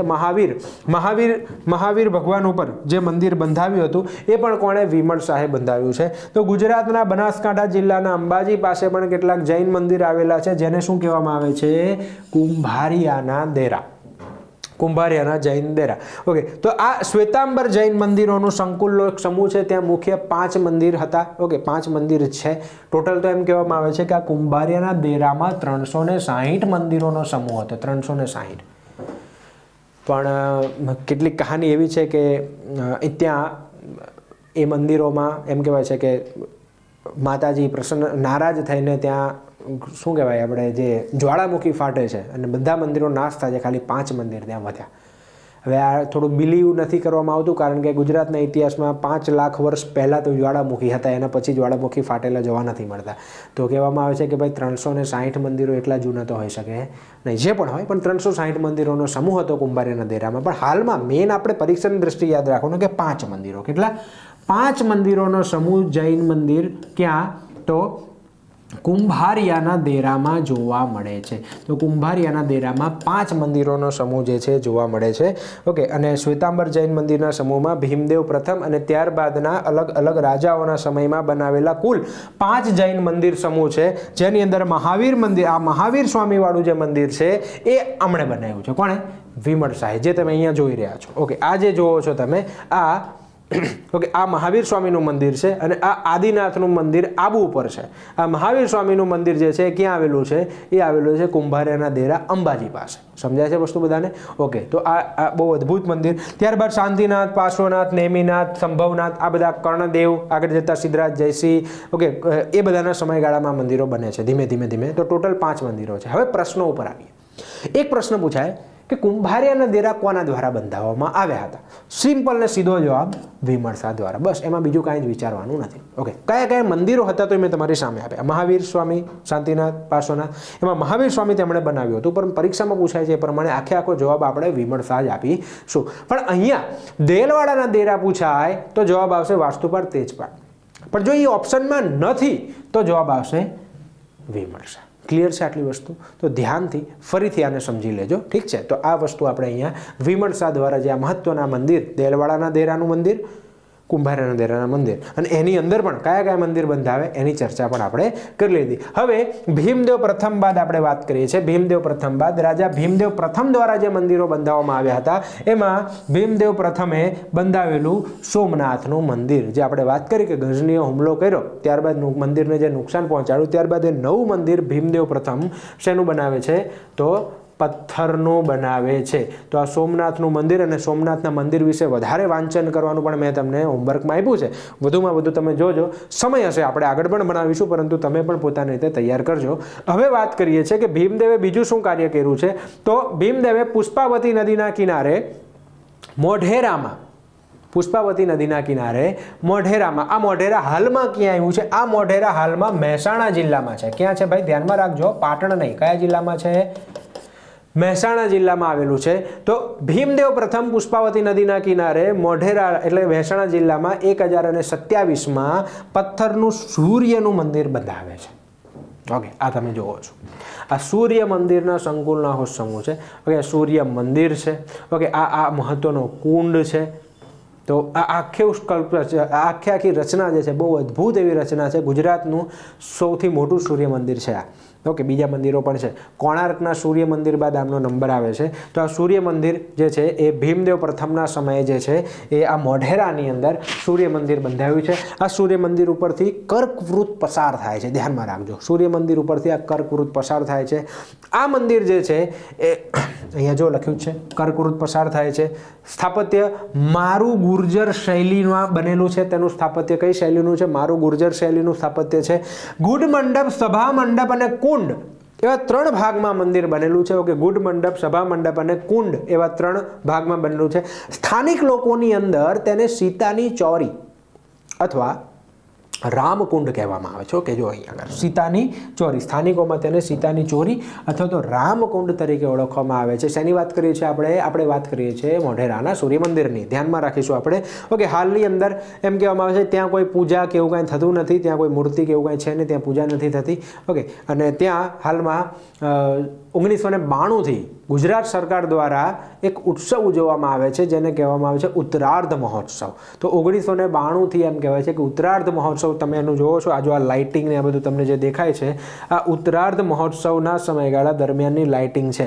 તો આ ઉત્તરાર્ધ મહોત્સવ ગુજરાત સરકાર દ્વારા ક્યાં ઉજવવામાં આવે છે? તો મોઢેરા ખાતે ઉજવવામાં આવે છે. આ સૂર્ય મંદિર ખાતે ઉજવવામાં આવે છે. તો આ કોના દ્વારા સ્થાપત્ય છે? ભીમદેવ દ્વારા. તો ભીમદેવ દ્વારા એક સોમનાથનું નવું મંદિર, એક મોઢેરાનું સૂર્ય મંદિર. મોઢેરાના સૂર્ય મંદિરમાંથી બીજા જે પ્રશ્નો પૂછાય છે એ પણ મેં અહીંયા આવરી લીધા છે. એના પછી બીજું શું છે? તો આ ભીમદેવ દ્વારા આ વડનગરની અંદર પ્રખ્યાત કીર્તિ તોરણ જે છે, તમે અહીંયા કીર્તિ તોરણ જે જોવો છો વડનગરનું, વડનગર અત્યારે ચર્ચામાં છે ભાઈ. યુનેસ્કોની વર્લ્ડ હેરિટેજ સાઇટની ટેન્ટેટિવ લિસ્ટમાં સ્થાન મળ્યું છે. તો આ જે કીર્તિ તોરણ જે છે એ આ ભીમદેવના સમયનું છે. ધ્યાનમાં રાખજો, 2 પ્રશ્ન આવ્યા. એક, હરિશ્ચંદ્રની ચોરીનું તોરણ. ઓકે, જે શામળાજીમાં આવેલું છે અરવલ્લી જિલ્લાની અંદર, એ કોના સમયમાં? એ મૂળરાજના સમયમાં. ઓકે, બીજું ભીમદેવ પ્રથમના સમયની અંદર આવેલું આ કીર્તિ તોરણ. ઓકે, આ ખૂબ મહત્વનું તોરણ છે. ઓકે, આ ભીમદેવના સમયની અંદર બંધાવવામાં આવ્યું હતું. કીર્તિ તોરણનું બાંધકામ ભીમદેવના સમયમાં થયું હતું. અને ભીમદેવના ત્રીજી રાણી જે હતા એમના પુત્ર મૂળરાજ, આપણે વાત કરી કે મૂળરાજનું મૃત્યુ થયું હતું, તો મૂળરાજની યાદમાં ભીમદેવે પાટણમાં ત્રિપુરુષ દેવાલયની રચના કરાવી હતી. ત્રિપુરુષ દેવાલયની રચના જે છે ભીમદેવ અહીંયા કરાવી હતી. અને હવે વાત કરીએ રાણી ઉદયમતી દ્વારા શું સ્થાપત્યની રચના થઈ હતી. તમે બધા જાણો જ છો ભાઈ, રાણી ઉદયમતી દ્વારા પાટણની અંદર સહસ્ત્રલિંગ તળાવ પાસે જે છે એ રાણકી વાવની રચના. શેની રચના? રાણકી વાવની રચના. આ ઈસવીસન 2014ની અંદર આ વાવને વર્લ્ડ હેરિટેજ સાઇટ કે નું સ્થાન યુનેસ્કો દ્વારા આપવામાં આવ્યું હતું. તો આ રચના તમે જોવો છો અહીંયા. ઓકે, આ રાણીની વાવ છે. જો તમે કેવી અદ્ભુત રચના છે. આને ડિટેલમાં જોશો ઓકે તો તમને ખરેખર એમ થશે કે શું ઇતિહાસ હતો, શું રચના. એક વાવની નિર્માણ આવું કરાવે છે તો એ જમાનાનો જે પાટણનો કિલ્લો કેવો હશે, એના મહેલો કેવા હશે, ત્યાંના મંદિરોની શું રચના હશે, તો એ બધું જ તમે અહીંયા જોઈ શકો છો. તો અહીંયા આટલું જોતા આપણને ધ્યાનમાં આવે કે ના યાર, શું રચના એ લોકો એ જમાનામાં કરી હશે. આટલું ઓછું એજ્યુકેશન, શિક્ષણ હોવા છતાં, ટેકનોલોજી હોવા છતાં શું રચનાઓ કરી છે. તો અહીંયા ભીમદેવ રાણી ઉદયમતી દ્વારા જે છે આ રાણીની વાવ બંધાવવામાં આવે છે. મારું ગુર્જર શૈલીની અંદર આ વાવ બનેલી છે. અને તેનો એક પ્રવેશ દ્વાર હોવાના કારણે તેને નંદા પ્રકારની વાવ કહેવામાં આવે છે. ધ્યાનમાં રાખીશું, કેટલીક પુસ્તકોમાં તેને જયા પ્રકારની વાવ પણ કહેવામાં આવે છે. 3 પ્રવેશ દ્વારના કારણે, પણ તમે અહીંયા ધ્યાનથી જોશો તો એક પ્રવેશ દ્વાર જોવા મળે છે. તો એક પ્રવેશ દ્વારના કારણે તેને મોટા ભાગની બુકોમાં, ઓકે અત્યારે જે છે એમાં નંદા કહે છે, પણ કેટલીક બુકોમાં જયા પ્રકારનું પણ લખવામાં આવતું હતું. આપણે નંદા યાદ રાખીશું પરીક્ષાની દ્રષ્ટિએ. તો આ નંદા પ્રકારની રાણીની વાવ. ઓકે, ત્યાં વિષ્ણુના અવતારોના 800થી પણ વધારે અલગ અલગ જે છે એ સ્કલ્પચર, વિષ્ણુના અવતારોના, નર્તકીઓના બધા અલગ 800 જેટલી આવી નાની મોટી મૂર્તિઓ તમે જુઓ તો અદ્ભુત રચના છે. જો તમને મોકો મળે જોવા જવાનો તો અવશ્ય જવા જેવી જગ્યા છે. ઓકે, અને એમ કહેવાય છે કે મુસ્લિમ કાળમાં એને નુકસાન ન પહોંચ્યું એનું કારણ છે કે તે સરસ્વતીના નદીના પાણીના કારણે, કઈ નદી છે પાટણમાં? તો સરસ્વતી નદી જ આપણે યાદ રાખીએ. ત્યાં જે પણ નદી આવેલી છે તો કે પાણીના કારણે એમ કહેવાય છે કે ત્યાં પૂર આવી જાય છે. અને એ પૂરના કારણે નદીના પાણીના પૂરના કીચડ વગેરેના કારણે તે આખી વાવ જે છે ઢંકાઈ જાય છે. અને વાવ ઢંકાયા પછી ભારત દેશ આઝાદ થાય છે ત્યાં સુધી એમ કહેવાય છે કે વાવ જે છે ત્યાં જ એ કીચડમાં રહી, જેના કારણે બહાર દેખાતી નહીં. અને એના કારણે કોઈ જ આક્રમણકર્તાઓ દ્વારા તેને નુકસાન પહોંચાડવામાં આવ્યું નહીં. 1967માં તેને જે છે બહાર કાઢવામાં કાર્યવાહી શરૂ થાય છે. 10-15 વર્ષ લાગે છે. એમ ટોટલ આમ તો જોવા જઈએ બુકમાં 1980નો સમયગાળો આપ્યો છે. 1980ના સમયગાળાની અંદર તેને પૂરેપૂરી બહાર કાઢી લેવામાં આવી. મતલબ કે કીચડ વગેરેથી તેને વ્યવસ્થિત કરી દેવામાં આવી. અને આ રીતે આ રાણીની વાવ જે છે એની રચના જે છે તમને અત્યારે હયાત અવસ્થામાં વ્યવસ્થિત જોવા મળે છે. અને એટલા માટે તેને વર્લ્ડ હેરિટેજ સાઇટનો દરજ્જો આપવામાં આવ્યો છે. તો આ વાત કરીએ આપણે રાણી ઉદયમતી દ્વારા બંધાવવામાં આવેલી રાણીની વાવ. હાલમાં ₹100ની નોટ ઉપર પણ તેને સ્થાન મળેલું છે. તો એ છે આ રાણીની વાવ. તો આ થઈ ગયા ભીમદેવ પ્રથમના સમયગાળાના મહત્વના સ્થાપત્યકાળ. આના સિવાય એક નોટ કરીને એક પોઈન્ટ લખી નાખજો, જે મેં અહીંયા નોટ નથી કરેલો, અહીંયા લખેલો નથી. ઓકે, તમને કદાચ પૂછાય, આ ટ્રેન્ડમાં છે આવા ક્વેશ્ચન કે ભાઈ શાંતાચાર્ય અને સુરાચાર્ય કોણ હતા? તો શાંતાચાર્ય અને સુરાચાર્ય આ ભીમદેવના સમયના મહત્વના વિદ્વાનો હતા. ધ્યાનમાં રાખીશું. આવો પ્રશ્ન સિદ્ધરાજ જયસિંહ ઉપરથી પણ એક પ્રશ્ન આવી ગયો હતો. તો આવા પ્રશ્નો તમને વારંવાર પૂછાશે, તો અહીંયા આપણે ધ્યાનમાં રાખીશું. તો આ ભીમદેવ સુધી આપનો લેક્ચર આપણે અહીંયા રાખીએ છીએ. ત્યારબાદ નેક્સ્ટ જે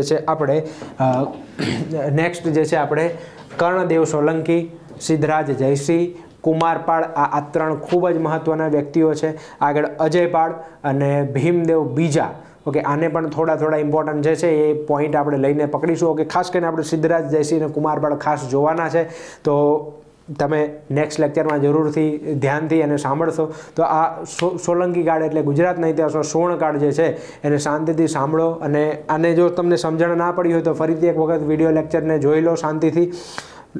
કન્ટેન્ટ પસંદ આવતું હોય તો લાઇક, શેર અને સબસ્ક્રાઈબ પણ કરો. અને આ ઓરેકલ એકેડમી જે છે તમારી સાથે હંમેશાથી છે અને હંમેશા રહેશે. બસ તમારો સાથ અમને રહેવો જોઈએ. તો મળીએ આવતા લેક્ચરમાં આ જ ચેપ્ટરના બીજા પાર્ટની અંદર આપણે આગળ વધીશું. Thank you.